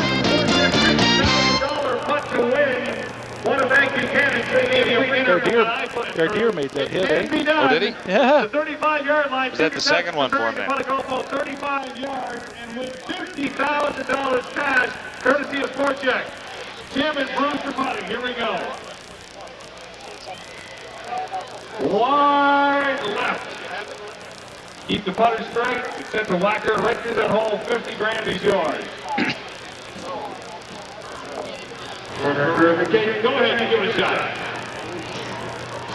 Well, we saw Sacramento's field goal kicker, Roman Anderson, make a tackle earlier. Watch the punter, 16, Pete Gardere, come down, and as Pee Wee Smith's trying to just sneak out of bounds. Hey, that's the punter that gave him a shot. Yeah, these guys take their special teams duties seriously, don't they? That's not fair. I mean, you know, Pee Wee, he's not expecting the punter to deliver a blow, but Pete Gardere kind of snuck down there on him and got him one. And Albert G. Eagle, your downtown connection. It is a rather close battle when you total up the numbers for the quarterback so far, but Flutie has the Stampeders in the end zone on 2 occasions. Gord? Case Stevenson's speech to his troops at halftime was intriguing. He told his club, you're playing well, just don't make mistakes at key times, but keep doing what you're doing, we'll win the game. The player who told me about the speech said, I had to think for a minute. I thought maybe we were winning the game or something. Well, not quite, but there was an opportunity to be a little bit closer just prior to halftime, and a costly fumble was one of the mistakes that Kay was obviously talking about. Too many errors for the Sacramento Gold Miners so far this year. Lots of them last week. 6 drop passes. And a loss to the BC Lions. 10 Stampeders at the 4 interceptions in that game was the real killer. Yeah, and I think there were 3 fumbles too, 7 turnovers. Flutie on first down. On target, first down. Brian Wiggins made the catch. And again, it was Hurley Brown. Well back in coverage. 17 yards to gain for Wiggins. Not that often does Doug Flutie really step up in the pocket, but watch him as he comes out right here. He is just going to step up, and he knows he has to drill it in hard to Brian Wiggins, but he really, that's about the hardest ball he has thrown tonight, but once again, the offensive line gave him such a nice lane to throw through. First down from the 43. Flutie flares it out for Stewart. Stewart lost it, and it came right back. Brown was there again, number 44. Played 1 game in 1993 and was injured, Hurley Brown. Now this was the knock on Tony Stewart, that he fumbled the ball too much, and John Huffnagel made it very simple for him in training camp. He says, you will only play if you do not fumble. Now, he has not given up one yet this year, but if he was fumbling, he was not going to make this football team, so he corrected that problem. Lost it there, but got it back. Flutie shotgun. 2nd and 7, pump once, and then fired into the dirt out near the 50-yard line. Smith was the intended receiver. Flutie a little upset with himself as he heads to the sidelines. Not quite as frustrated as we saw last week in the Ottawa game. There were times when Flutie was really frustrated with his performance. Well, I think last week, because they had about almost 500 yards of offense, but they just didn't feel like they got the point production to go along with it. And, you know, for Doug Flutie, who was such a competitor, it's not just enough to have a great offensive total. You have to have the numbers to go along with it on the scoreboard. 9:20 to go, 3rd quarter. 3rd down punt. Martino out of the pocket to get this one away. Rod Harris ready to return, but not very far. Stopped dead in his tracks at the 35 by Marvin Coleman, number 17. 6-yard return, 35-yard punts. And here comes David Archer one more time. One of the plays that Archer used so successfully in the first half was to sneak Troy Mills, number 20, his running back, just out over the slot and try and hit him quickly over the middle. They completed that about 3 or 4 times, and you know, I think if David Archer's as smart as I suspect he is, that's something that he should go back to. Sacramento at the 35. From the 35, Archer stands in and he can't get it away. Caught from behind. Will Johnson was there, and one of the Zizakovics was there as well. Well, that's the one thing about the Calgary front 4 and the 5-6 people they use there. They just don't give up. Here's Will Johnson. He's really out of the play, but he gets rid of his block and comes back in to end up getting the sack. But this is a group that is a tireless group. They're tenacious, and boy, their ultimate goal every play is to try and get a sack on the opposition quarterback. Give Will Johnson full credit for that sack, the 4th of the night by the Stampeders, and the Sacramento quarterback, David Archer. 2nd and 12. Archer stands in, near side. Catch is made by Hargain. And Kraft was covering. You know, John, that's a nice reception and all of that, but it just took so long to develop that Hargain, as a pretty smart receiver, keeps working back to his quarterback, but by working back so far and taking so long to get there, he took himself out of first down territory. Initially, when he made his break, he certainly had the distance, but the longer that play took, the less amount of yardage he was going to get, and all of a sudden Gardner has to come in. Yeah, he comes up a couple of yards short. 7:51 till three-quarter time, with the Stampeders in front 18-4.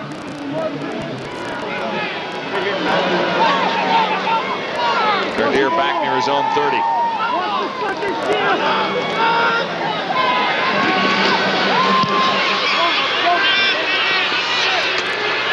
Pee-wee Smith slowed down at the 35 and surrounded at about the 36. Stampeders in control of the gold miners from Sacramento.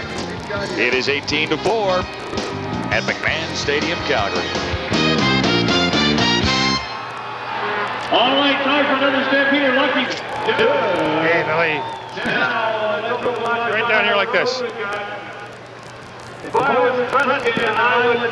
I hope McLaughlin comes by and kicks you.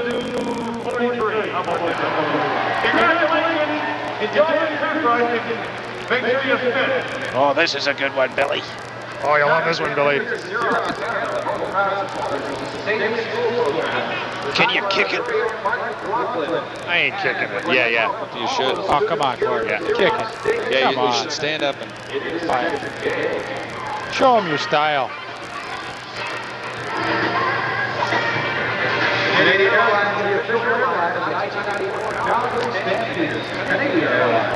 You know, kicking's a lonely profession, and it's made even lonelier by this invention from Sacramento's Roman Anderson. Normally when a kicker wants to practice, somebody has to come over and hold for it, but he went to the hardware store and put together this little doohickey that cost him about $1.50, so he can practice anytime he wants. He says the disadvantage is you're always by yourself, but the advantage is this thing doesn't pull its finger away at the last second like Lucy used to do to Charlie Brown. Not bad. interesting invention by Roman Anderson. Well, strengthened their kicking with the addition of Anderson this year. Yeah, that was really a problem area for them last year. The consistency in the field goal department was never there, but you know, Roman Anderson has been able to give them that. 9 of 12 now currently in his field goal, and a much improved area of their team. 1st and 10, Stampeders as play resumes. Including a little play action of the pass over the middle. Sapunjas out to the 55. Hurley Brown, number 44, again. It's all Hurley. Well, he's had to make a lot of tackles. He was a strong safety at the University of Miami and a nickelback in Washington, but they felt he could be one of those projects that converts from a defensive back to a linebacker because, you know, he has the size at 6'1" and 200 pounds, and he's been pretty active. Keeps working his way up. He'll be on the defensive line before long. From the 53, it's a Stampeder first down after Sapunjas made 19. Flutie again, all day to throw, and this one fired a little too far for Will Moore. Well, Sacramento's not doing anything tricky on defense to try and confuse Doug Flutie tonight. They're just rushing their 4 people and dropping the other 8 off in coverage, but they are playing some pretty disciplined zone coverage, squeezing down the lanes and on Flutie, and although he had plenty of time to throw there, he just couldn't find anybody open. In fact, Leaf, one of the Calgary receivers, told me that he hasn't seen zone defense played this well by anyone in the CFL. Well, maybe not only in practice, because his own team plays it pretty well. 2nd and 10, Flutie the shotgun. A little pressure and Flutie released. A little mix-up between quarterback and receiver down there as Malcolm Frank had an opportunity to get his hands on the ball. Sapunjas was the intended receiver. And John, you know, we talked about the difference in this game, and it might be, could they control the two great inside receivers of Calgary? And although they've got 7 balls between them, I mean, it really hasn't been that damaging. Sapunjas had a couple of catches that led to the Stewart touchdown, and Fitz with the 1 TD, but it's not the kind of night that so far you say, boy, are these guys killing us. Yeah, when you total that up, they certainly aren't as yet. 5:53 to go, third quarter. Stampeders in the lead by 14. Martino's kick down near the 15. Bouncing off a Sacramento player, and flags come down. Robinson had it go off the back of his hat. 35-yard kick. The Stampeders, as you see, have come up with the ball. Well, if this in turn does go in Calgary's favor, I mean, Sacramento just has not caught a break at all in this game. The Troy Mills fumble, and now this horrendous play, the kick that just comes completely backwards. Yeah, real knuckleball.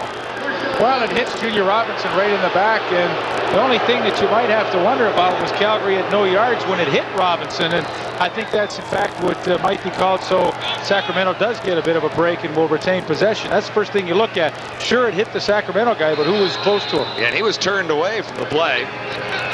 The initial indication was the recovery by the Stampeders, but it is Sacramento ball. Has first and 10 at the 34. From the 34-yard line. Archer keeps it on the ground. This is Miles, still on his feet, trying to get to the outside, and now there's a marker down.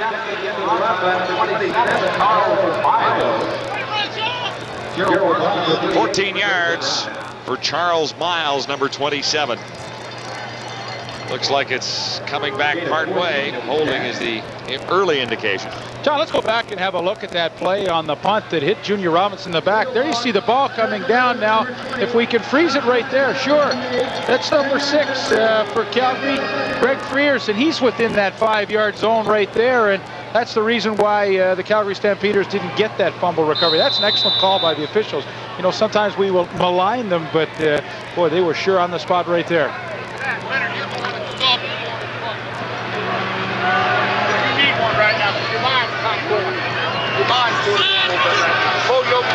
On first down, Mills gets the call. Troy Mills, number 20, and Marvin Pope, number 91, was there to slow down Mills. The first contact, number 91. 3 yards on the play.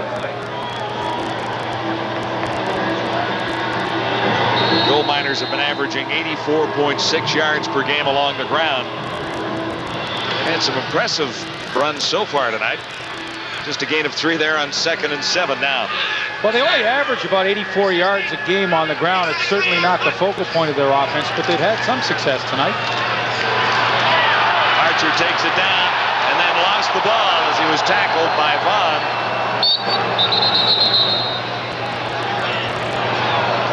Gold Miners get this one back, it would appear. Sacramento has it back. Maybe they're going to catch a break or two now. That's 2 in a row. Darrell Vaughn came on the safety blitz, and as Archer stepped up, watch how he tries to strip the ball. I mean, this is a planned play. Bring those arms around, and you're reaching for the ball every time. Got the desired result, the fumble, but they couldn't get it back.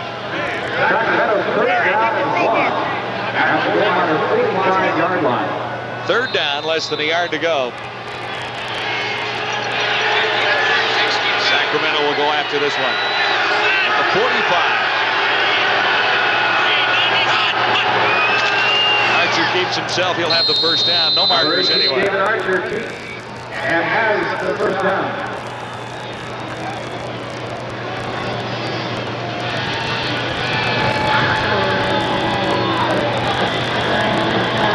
Gold Miners with a 3-2 record so far. In the heat of the battle, the CFL West. It's a 3-way tie for top spot. Calgary, BC, and Edmonton, Sacramento. Standing at 3-2. This is an important game in Calgary tonight.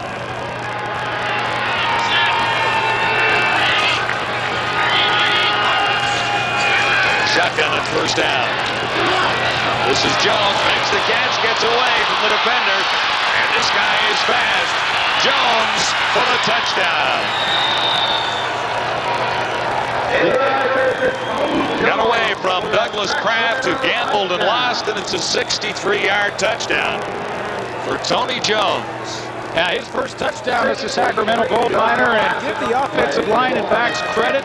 Troy Mills, number 20, picked up the halfback blitz that allowed Archer that split second. Watch Troy Mills, number 20, he picks up the blitz, and then Tony Jones with the nifty move on Douglas Kraft.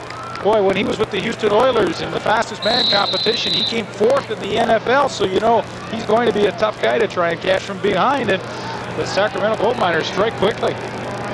Yeah, that's just the play the Gold Miners needed to get back into this ball game with 3:02 to go in the third quarter. The convert cuts the Calgary Stampeder lead to a touchdown. Tony Jones, 63 yards for the touchdown. He wears number 4 and is all smiles on the Gold Miner bench.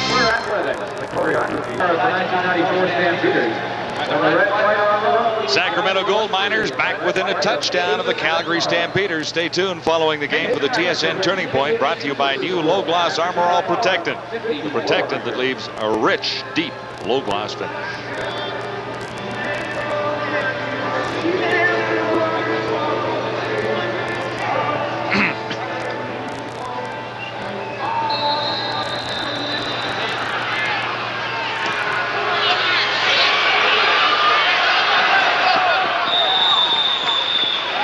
Welcome back to McMahon Stadium in Calgary. The kickoff after the touchdown is out of bounds, a procedure call, and it gives us an opportunity to take a little look back here. Well, John, you don't think football is a team game. Everybody doing their part to make this touchdown work. Here's David Diaz-Infante. He slides out.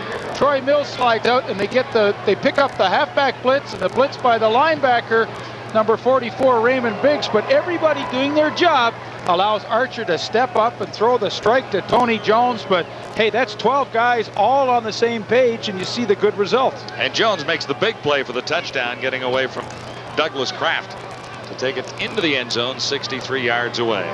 Well, this team has not had a lot of good things happen to it tonight, but that certainly was. Archer steps up, and although Kenny Walker was in his face, he still was able to deliver a strike and a solid pass pattern by Tony Jones.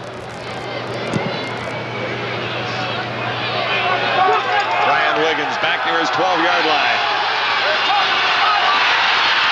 Good return for Wiggins. He's out across the 40 to about the 44. Nifty little scoring drive for the Sacramento Gold Miners. 5 plays, 76 yards, 2:45 the time of possession, and Jones made it happen with a 63-yard catch and run.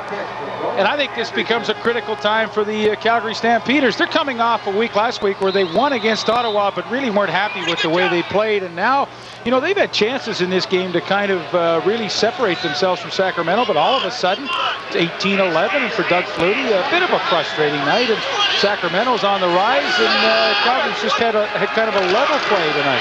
Yeah, watch Flutie respond here over the middle. Has Sapunjas short of the first down when he made the catch, but he's very close to the first down with a little extra effort. Number 25, Dave Sapunjas.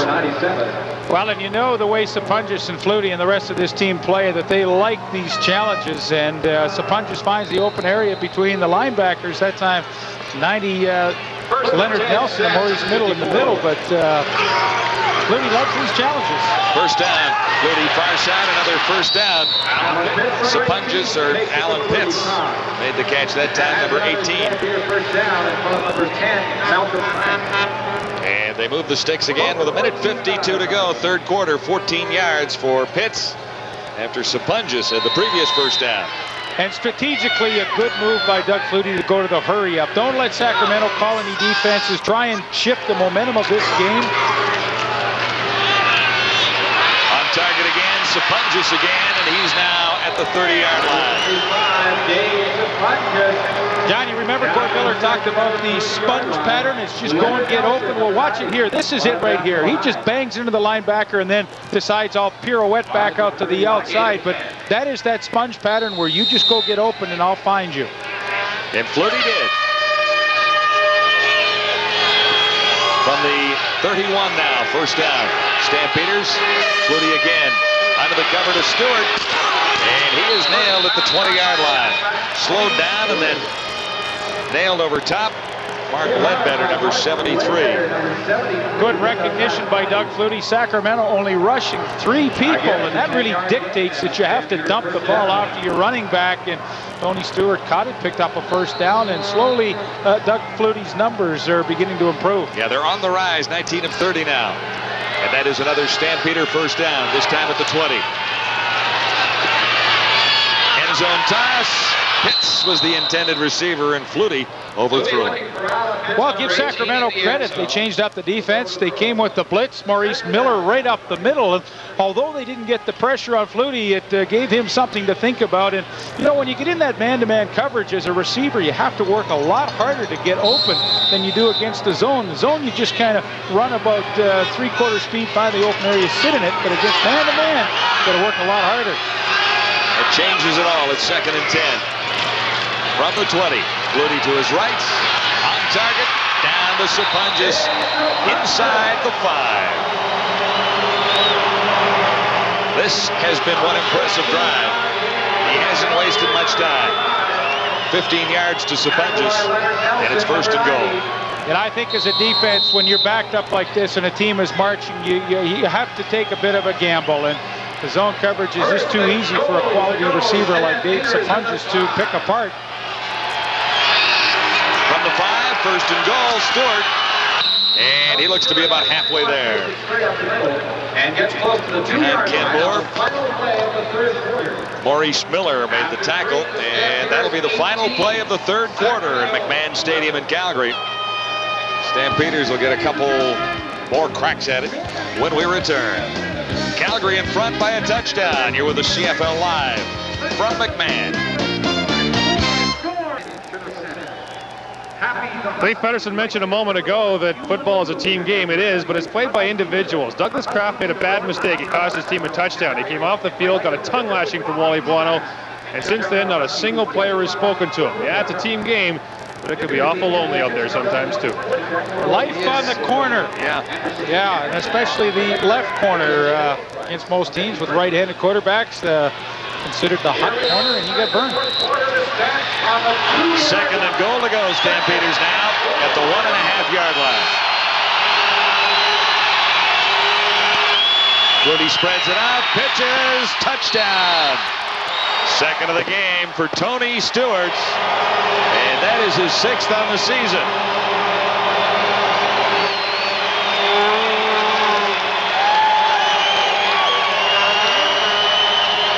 Well, for Doug Flutie, he answered the challenge magnificently after David Archer hit Tony Jones with a touchdown pass. Flutie marches it very nicely downfield. The long drive is capped off by this Tony Stewart touchdown on the option play. And pretty interesting formation where they split all the receivers out and just one back in the backfield. And all Tony Stewart has to do is beat number 90, Leonard Nelson, the linebacker, to the outside, and he has the easy touchdown. Stewart has 2. The Stampeders have a 2-touchdown lead.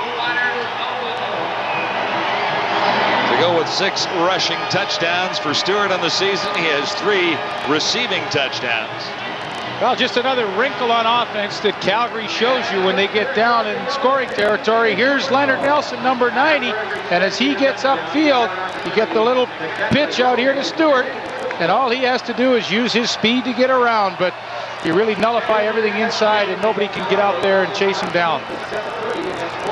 Interesting to note that Stewart was the Stampeders' offensive player of the game. First 2 games of 1994, pretty tough to grab that award when you've got so many outstanding receivers who are your marquee players, and your quarterback is Doug Flutie. Sure. And we're seeing a little more of what Tony Stewart can do here tonight. That's an interesting point. And, you know, as a coaching staff, and more in particular head coach Wally Buono, who made the decision to keep Stewart and release Steve Van Jenkins, I mean, you have to be thrilled with the way this whole thing is materialized. Bobbled by Miles. Markers are down, and so is Miles at last near the 15. Good Could be a clipping call there. 8-yard return after a 68-yard kickoff. And here's what Flutie last engineered. 8 plays to cover 66 yards, and he finished it off with the Stewart rush. Yeah, the scoring drives are longer tonight for Doug Flutie, as they were a week ago against Ottawa, because so many teams are playing those soft zone defenses and forcing Flutie to throw the medium range passes, that the result has been longer scoring drives this year for the Stampeder offense, at least in the last couple of weeks. Right after the touchdown, Pee Wee Smith went up to Douglas Kraft and said, "Don't worry about it. On this team, we pick each other up." Well, Douglas Kraft's in a tough spot. You get out there in those blitz situations, man to man, and there's no help. He's out there again as the Gold Miners begin at the 5-yard line following a clipping penalty. Good way to break out of your own zone. Tony Hargain. And stopped by Greg Knox. Brought down by number 8, Greg Knox. 282 yards passing, 320 net yards for the Stampeders. Turnover still part of the story, and time of possession still belongs in the Sacramento column. Well, I think Sacramento should be pleased with their numbers. I mean, this is a team that has struggled offensively, ranked 7th in the league, so that's pretty good numbers against a pretty stingy Calgary defense. First down, Archer had it knocked down by Junior Thurman. The intended receiver was Tony Hargain. There's a penalty mark. Penalty marker down. That's solid coverage, and I don't know, we'll have to see how they call this one. Thurman with the hand in, but he may have created some contact a little bit early. Life's tough on the corners. Unnecessary roughness. Calgary, number 51, 15-yard penalty. First down, Sacramento. Alondra Johnson gets called. It wasn't a pass interference call. No, it looked like a good play by Thurman, but Alondra Johnson, working across in the linebacking spot, took a bit of a free shot at Hargain after the play, and I think that's a good call. You got to protect those players out there. Gold Miners are now 1st and 10 at the 40. Archer keeps it on the ground. Number 20, Troy Mills, the ball carrier for the short game. 20, Troy Mills has a couple. Be closer to 4 by the time they spot it down. Been a pretty solid second half by both teams. Sacramento coming out and getting the much-needed touchdown. Now Calgary answering. Sacramento once again on the drive, and kind of the offensive game that we expected to see tonight. Obviously a very important drive for the Gold Miners. After the 4-yard gain on 2nd and 6, shotgun for Archer. Here comes the heat, and Archer is down again. Marvin Pope, his 3rd of the night.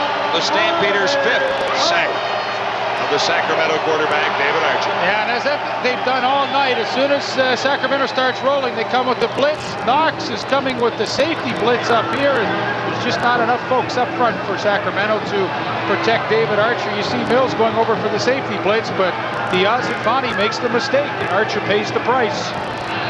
But boy, Calgary has been predictable. Every time that Sacramento's got something going, they have put some extra heat on, and Marvin Pope, who is around 265 pounds, obviously the biggest middle linebacker in the league, gets a pretty key sack. Stampeders have had great success since Marvin Pope joined the team.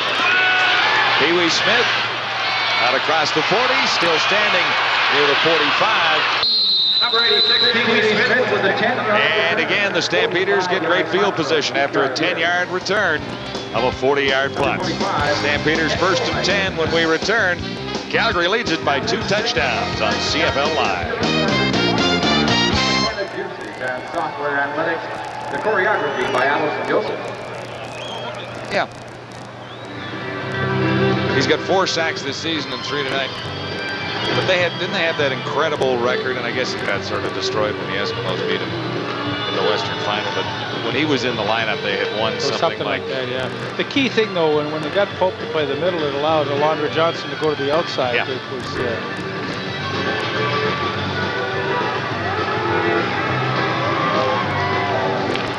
And following along with the rest of the games on week 6 of Canadian football, Winnipeg at Ottawa, both the Bombers at 3-2, Ottawa at 2-3, Toronto at BC. Those are the Thursday games, and then we'll move on to Taylor Field, Regina on Friday night for the Eskimos and the Rough Riders. That's always fun when Edmonton comes to town. That's Lancaster back in the house that he used to fill. And Vegas at Shreveport is the Saturday night game in week 6. You know, although it's early in the year, I think that Friday night game that we'll have for you on TSN with Edmonton and Saskatchewan is very critical for Saskatchewan, sitting at a 2-3 mark, tied for last place with the Las Vegas Posse. I think this is a bit of a critical point in their season. They have Edmonton at home and a chance to move up into the standings and get back in the hunt.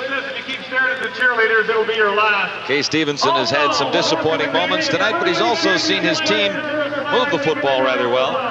And Flutie, after a slow start, first quarter only, he had a little bit of time trying to figure out this Sacramento defense. He's been able to move the ball. Well, you look at Sacramento, and they're very typical of a pretty decent team that's trying to get better. And usually the final stumbling block is to have a decent offense, but to convert all those yards into points and take advantage of your opportunities. That always seems to be the final piece in the puzzle for a good team to get to be a really good team. Good fake by Flutie, and now he swings it out to Stewart. And a fine tackle far side to slow Stewart down. Jason Wallace, number 24, got a hold of Stewart, or he would have had at least a first down. Well, once again, as the story has been all night, is for Doug Flutie to have all kinds of time, a little play action, and boy, just look at the pocket that's created. I mean, that is the perfect pocket. When you draw it up on the blackboard, that's what you're telling your offensive line you want it to look like, and consequently, Doug Flutie has all kinds of time to find a receiver. 2nd and 4, and Alan Pitts makes the catch far side and up for a first down from Doug Flutie, who has the Stampeders rolling. Yeah, you know, you go back to the defense. Marvin Pope makes the sack when Sacramento got something going, and all of a sudden the offense has it back, and they're looking pretty smooth. Pitts on the out against Jason Wallace, but it's the defensive play. Calgary has the ball back quickly and a chance to maybe put this one away. And from the Sacramento 50 on first down, Flutie again all day to throw. Did he get that one in there? They're saying no catch. Brian Wiggins says he caught it. No one will believe him. No, he dropped the ball, or he trapped it, one or the other. But I think. John, you know, I've been impressed with the corners of Sacramento tonight. Malcolm Frank, number 10, and Junior Robinson, 21. When they have been challenged on the hooks and in patterns, they have really been aggressive through the football, and I think Sacramento's found a couple of nice corners here. 2nd and 10, Flutie from the 50, deep drop. And a deep toss for Alan Pitts. He was on target that time. Well, you have to give Sacramento credit. Just when it looks like Calgary has the opportunity to take total control of this game, the defense for Sacramento tightens up a little bit, and Kay Stevenson's team will get the ball back. And heck, you know, with 10:43 to go, they're down by 2 touchdowns, but certainly it's not without the realm of possibility that they can come back in this game. Well, there's lots of time. They need to score quickly. Nice return here for good field position. Wouldn't hurt. Well, the biggest thing Tony Martino wants to do right now is to try and pin them deep.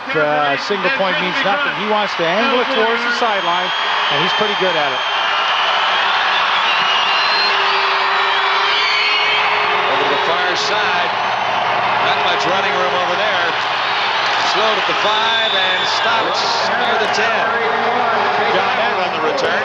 That's a great kick to put it into an area and allow your cover team to go down and make the play. That's a heck of a kick by Martino. Yeah, it traveled 46 yards. The return was only 5. Will return to Calgary. Special teams unit.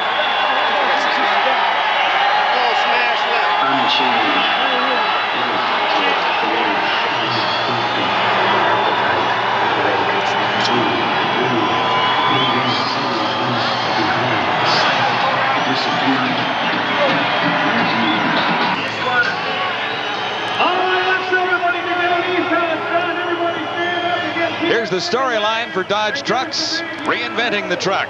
Pretty simple here, really, folks. Good protection for Flutie, 0 sacks, 5 sacks by the defense, and Marvin Pope leading the way for the Calgary Stampeders into the Sacramento backfield. Well, the problem area for Sacramento, the offensive line, this protection just seems to continue. That's 26 sacks now in 6 games against them. It's awfully difficult for a quarterback to complete some balls when he's got people in his face or on his backside. Marvin Pope, hey, 3 sacks, what a game for him. You know, the key with Calgary, though, they do it so strategically when they come with the blitz, and they usually surprise teams and get full value for that blitz. They do it so seldom that it's always a surprise when Marvin Pope's coming. Sacramento on first down, beginning at the 10. More heat on Archer, fighting for his life. He bounced it away. Archer's pass. Pressure was from number 99, Kenny Walker. Stampeders are extremely high on this guy. 2 sacks in the season. Well, you look at new additions to this team. Marvin Coleman on the punt returns has been a great one. And how about Kenny Walker on defense? John, you're so right that they have been just so pleasantly surprised with his play. Spent a couple of years with the Broncos in the National Football League.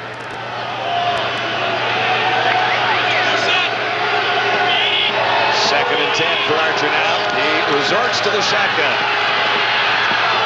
Throws long near side. He's on target. Big play by Hargane. Still going. Spinning Stampeder defenders in circles, and he is inside the 45. A couple of big plays for number 7, Tony Hargane. None bigger than that one with 9:27 to go. And Junior Thurman gambled and came underneath, and he was burnt by it. Boy, what a strong arm by David Archer. This is a perfect throw, but you'll see at the end, Junior Thurman gambled, came underneath, and Hargane bit him. In total, 58 yards for Hargane. He grabs about 30 himself after making the catch. I guess that plays in the playbook on the page that says, how do you get yourself deep out of your own end in a hurry? Yeah, absolutely. Look where they are. Thanks to Hargane. This is the guy they were telling us about, the guy they wanted to get into the lineup, and they made a last-minute adjustment tonight to put him at one of the starting wideouts. First down for Archer. Onto the cover and off target.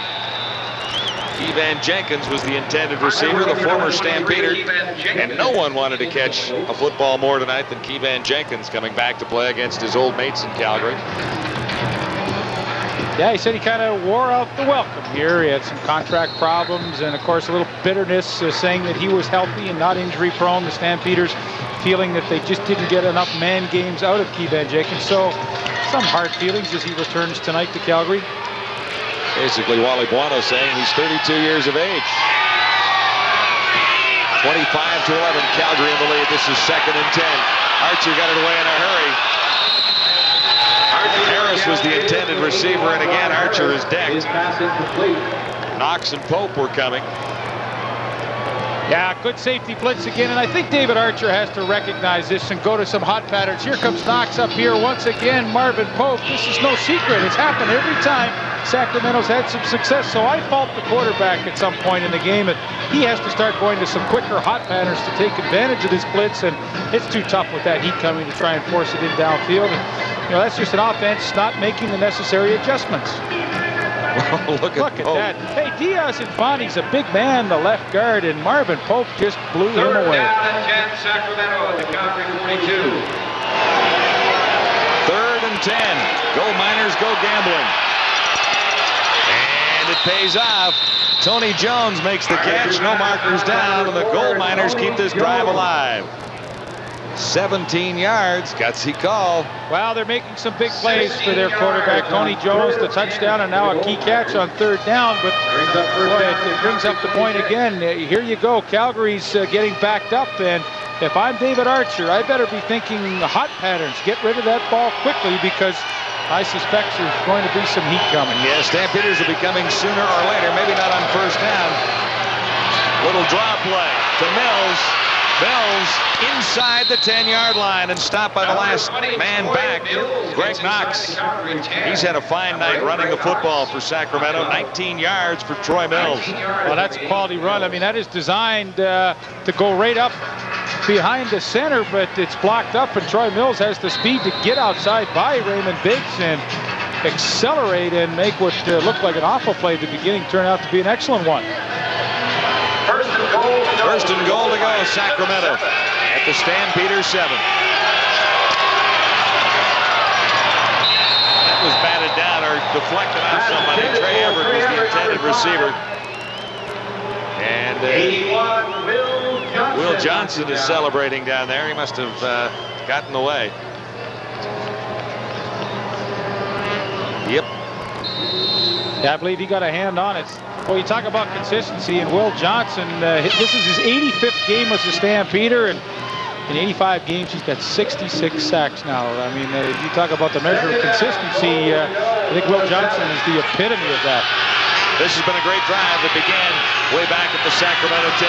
Second and goal to go, 7-yard line. Archer stands in and has that one deflect off Keyman Jenkins' hands. Incomplete. Third down. Third and goal to go at the 7. Yeah, David Archer's looking all the way for Rod Harris here in the slot, but here's Raymond Biggs right here, and as Harris comes inside, watch what Raymond Biggs does to him. He just knocks him down, and hey, Archer wants to let the ball go, but all of a sudden his number one primary receiver is lying on the ground, and plan B just didn't materialize. But see, that's something that defensively I don't see as much of anymore, where linebackers really try and block out to move outside and get a hit on those inside receivers to slow them down. And Raymond Biggs is a young fella there, did it perfectly. 6:36 to go. 25-11 is the score. Third and goal at the 7. What do you do here, Coach? What would you like me to try? You look at the reaction of David Archer after that last play. Even though it was not the primary receiver that he ended up going to, it certainly was a catchable ball.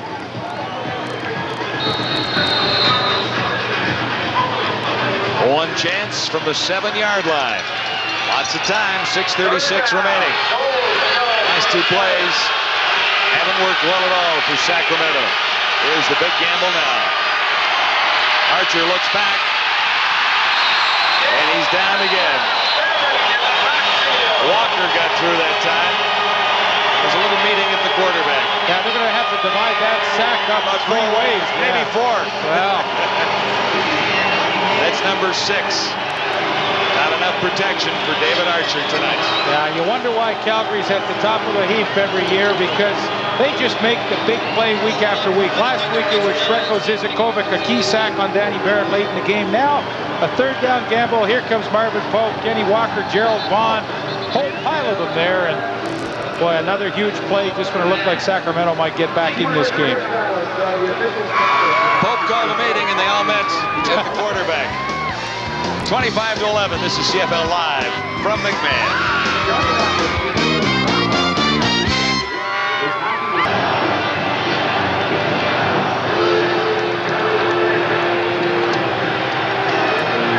Well, we've talked about all the big plays the defense has made for Calgary tonight, and Kenny Walker has been an integral part of that defense with a lot of pressure. Here he is right here, and boy, you watch him at the end of this play. I mean, a lot of guys get there. Gerald Vaughn's coming on the blitz too, but he just sheds and gets rid of his man so quickly that, I mean, for David Archer, it's almost impossible to set up and get ready to throw. Kenny Walker so strong in the upper body. When you slow it down and look at it one more time, who did you give first credit for that sack to? Well, I mean, Walker really was the first guy there. And Pope's already got 3. That's number 6 on the night. Here's Flutie on first down. Oh, he fired a rope for a first down to Pee Wee Smith. He lost the ball. And it is going to the Sacramento Gold Miners. A 23-yard catch. And Miller looks like he's getting credit with the recovery. Well, the Gold Miners, who desperately need a break, get one here as Doug Flutie delivers a strike to Pee Wee Smith. I mean, this is a great pattern. The only bad thing is he doesn't hang on after the hit. And Miller coming from behind knocks it loose. Tough to see who picks it up. The bottom line is the Gold Miners are not out of this one. 5:57 to go. Sacramento sets up after the turnover with a 1st and 10 at the Stampeder 37. Archer sends 3 receivers to the far side and rolls that way himself. Throwing deep. Pruitt was the intended receiver. That's a case where he's got James Pruitt, a good 6'3", and Doug Kraft shorter than that. They just try and throw it up and hope that Pruitt can wrestle the ball away. Good coverage by Kraft. It'll be 2nd and 10. 25-11. Calgary leading Sacramento. Archer 0 for his last 3 passes. Calgary countering with the extra defensive back, number 17, Marvin Coleman, that comes in the game. Archer almost picked off that time. He intended it for Trey Everett, and Junior Thurman was covering number 2. Well, you won't see any better coverage by a corner than the one just provided by Junior Thurman, number 2, and steps in front to make the play. Archer 0 for his last 4. He had the Gold Miners all the way down to the Stampeders 7.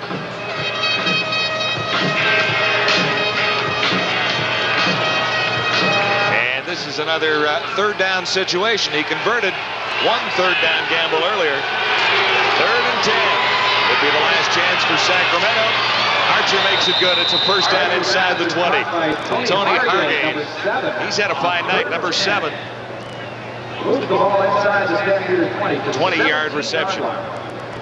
Surprising defensive strategy for Calgary there, Lee. Marvin Coleman on 3rd and 10 comes out, so they take out the nickel, put the 3 linebackers back in, and Sacramento takes advantage and gets the first down. Yeah, you're absolutely right. It's a little surprising they do that, but now again on first down, they bring Raymond Biggs out, and 17 Coleman goes back in as the sixth defensive back, rather.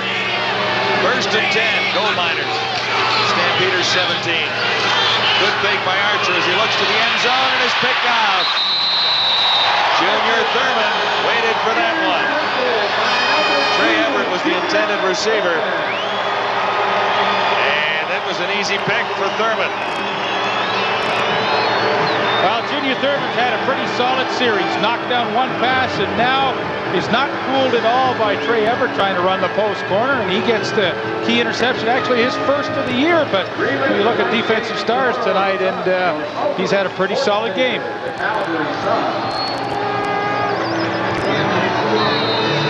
Little play action. David Archer is hoping his receiver can get him. This is a predetermined pattern, no adjustment. It's just post corner all the way, but Junior Thurman read it perfectly, and another large defensive play for Calgary. Where do you put the E? Receiver, quarterback. Well, I don't give an E to anybody. I give an A to Junior Thurman. All right, not bad. Stewart has a couple with 3:52 on the clock, and the Stampeders in front 25-11. I mean, you shoot your bolt on an offensive play like that where you keep everybody in, go to the play action, you're just hoping, hey, it's one-on-one. I hope my guy can beat the corner, and he just couldn't do it. 5-yard gain there, 2nd and 5. Stampeders content now to run down the clock with a 2 TD lead. Maybe he'll try and waste a little time.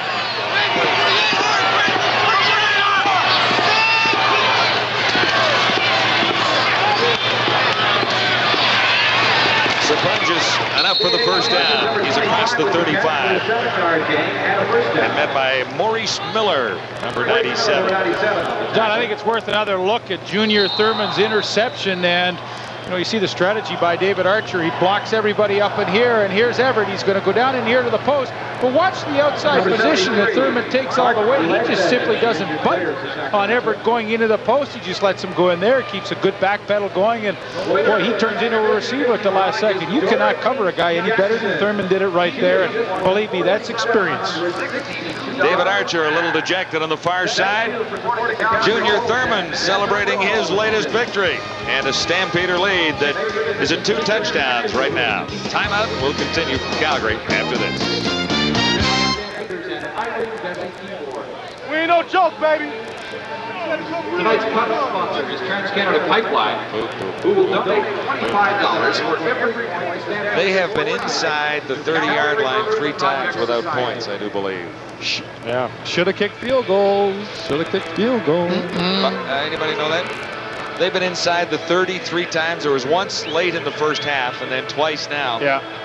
Inside the 30 or the 25, or where might it be? Well, thanks for that confirmation, Gord. No, don't you think they should have kicked the field goals there, Lee? No. You got 7 minutes left. You're gambling on 3rd and 7. Kick the field goal. Well, how could you ever fault K? Huh? How could you ever fault K? Never. I never would.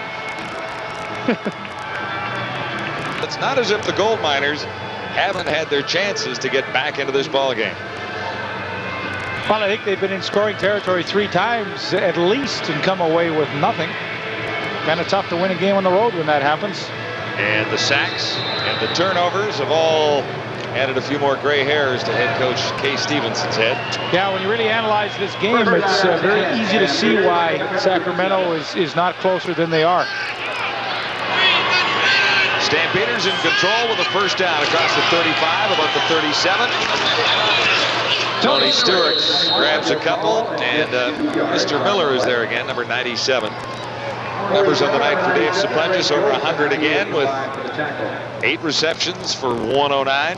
John, that was a very telling graphic that we had up just in there. We brought it back for you, and those are the Stampeders points per game, 42.6. Tonight only 25, so, you know, when you really dissect this game on defense, Sacramento, I think they've been really solid and have played well enough to win. It's the offense that just has not taken advantage of their opportunities. And look back to last week where the Stampeders scored 30 against Ottawa.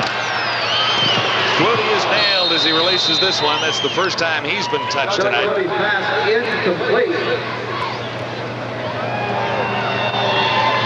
Flutie does not get hit off. Well, Curtis Moore, number 94, does get a shot here, and one of the few times that you'll see Flutie really step up like that to deliver the ball and not shy away after he releases it, and he paid the price, Moore, with a solid hit.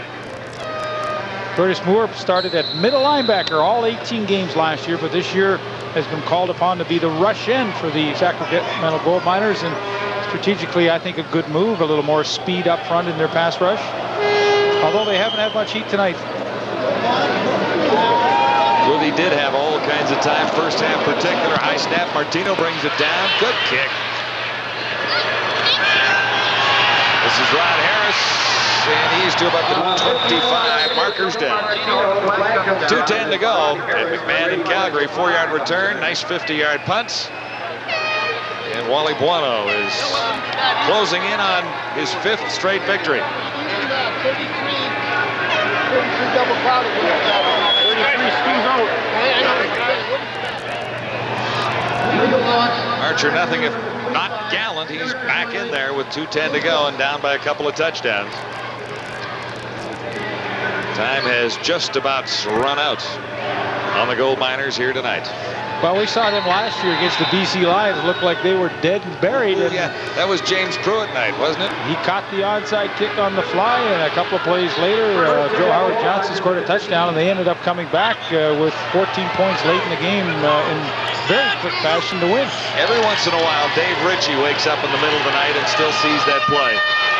Well, you bet he does. That was a game that they had in the bag and then lost. And this is a tough call. They were going to call Marvin Coleman 17 for unnecessary roughness on a ball that maybe couldn't have been caught, but I don't know. You've got guys going up in the air fighting for it. This is really fine line call here.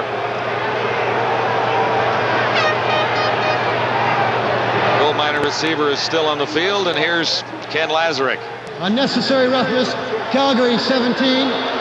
Roughing the passer, Calgary number 75. 30 yards, first down Sacramento. 30-yard penalty, all totaled up. Marvin Coleman and Stu Laird. 2 roughing calls on the same play with 2:05 to go. Wow, you're going to get a good look right there. There's Marvin Coleman with the hit, and I don't agree with the call. I mean, he's allowed to fight up through the football. He doesn't know if that's going to be caught or not.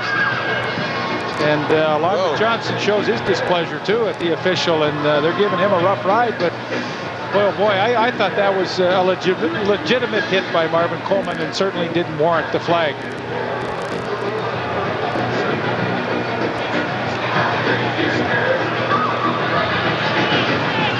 Now, Pruitt really takes a shot in the back, but you'll see a good look at it here. And, I mean, you be the judge at home. Was this a ball that Marvin Coleman knew was going to be incomplete? I don't think so.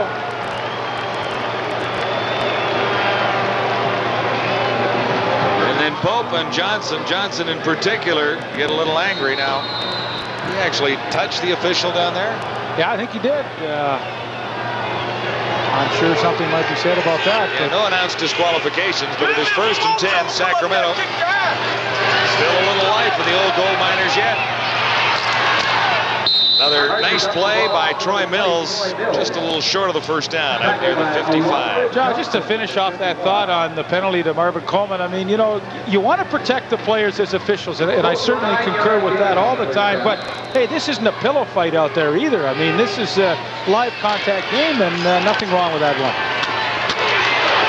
Harris makes the catch, good enough for a first down. 1:51 to go. Sacramento down by 2 touchdowns to the Stampeders.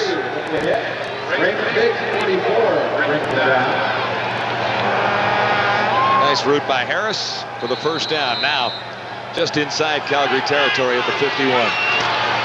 1:47 on the clock. Archer has time, but not for long.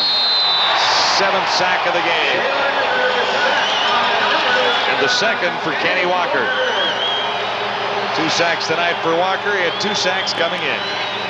Watch Kenny Walker working on Vance Hammond, and I mean, you talk about extra effort. He comes down in here and then comes back out to get the sack on David Archer. But I mean, this is just a guy saying, hey, I am not going to be denied to get this sack. A little spin move, and he has the quickness to haul Archer down from behind. But you talk about guys that give a little bit of extra effort on every play. Kenny Walker goes to the top of the list in that department. Whoa! Yeah, Walker has 2 of the 7. Marvin in the middle has 3. And a time count violation against Archer just when he needed at least. 1:15 to play. He's down by 2 touchdowns. Well, you get 7 sacks and the kind of pressure they've had. You don't think that makes your secondary better in a hurry? Yeah, absolutely. Oh, sure.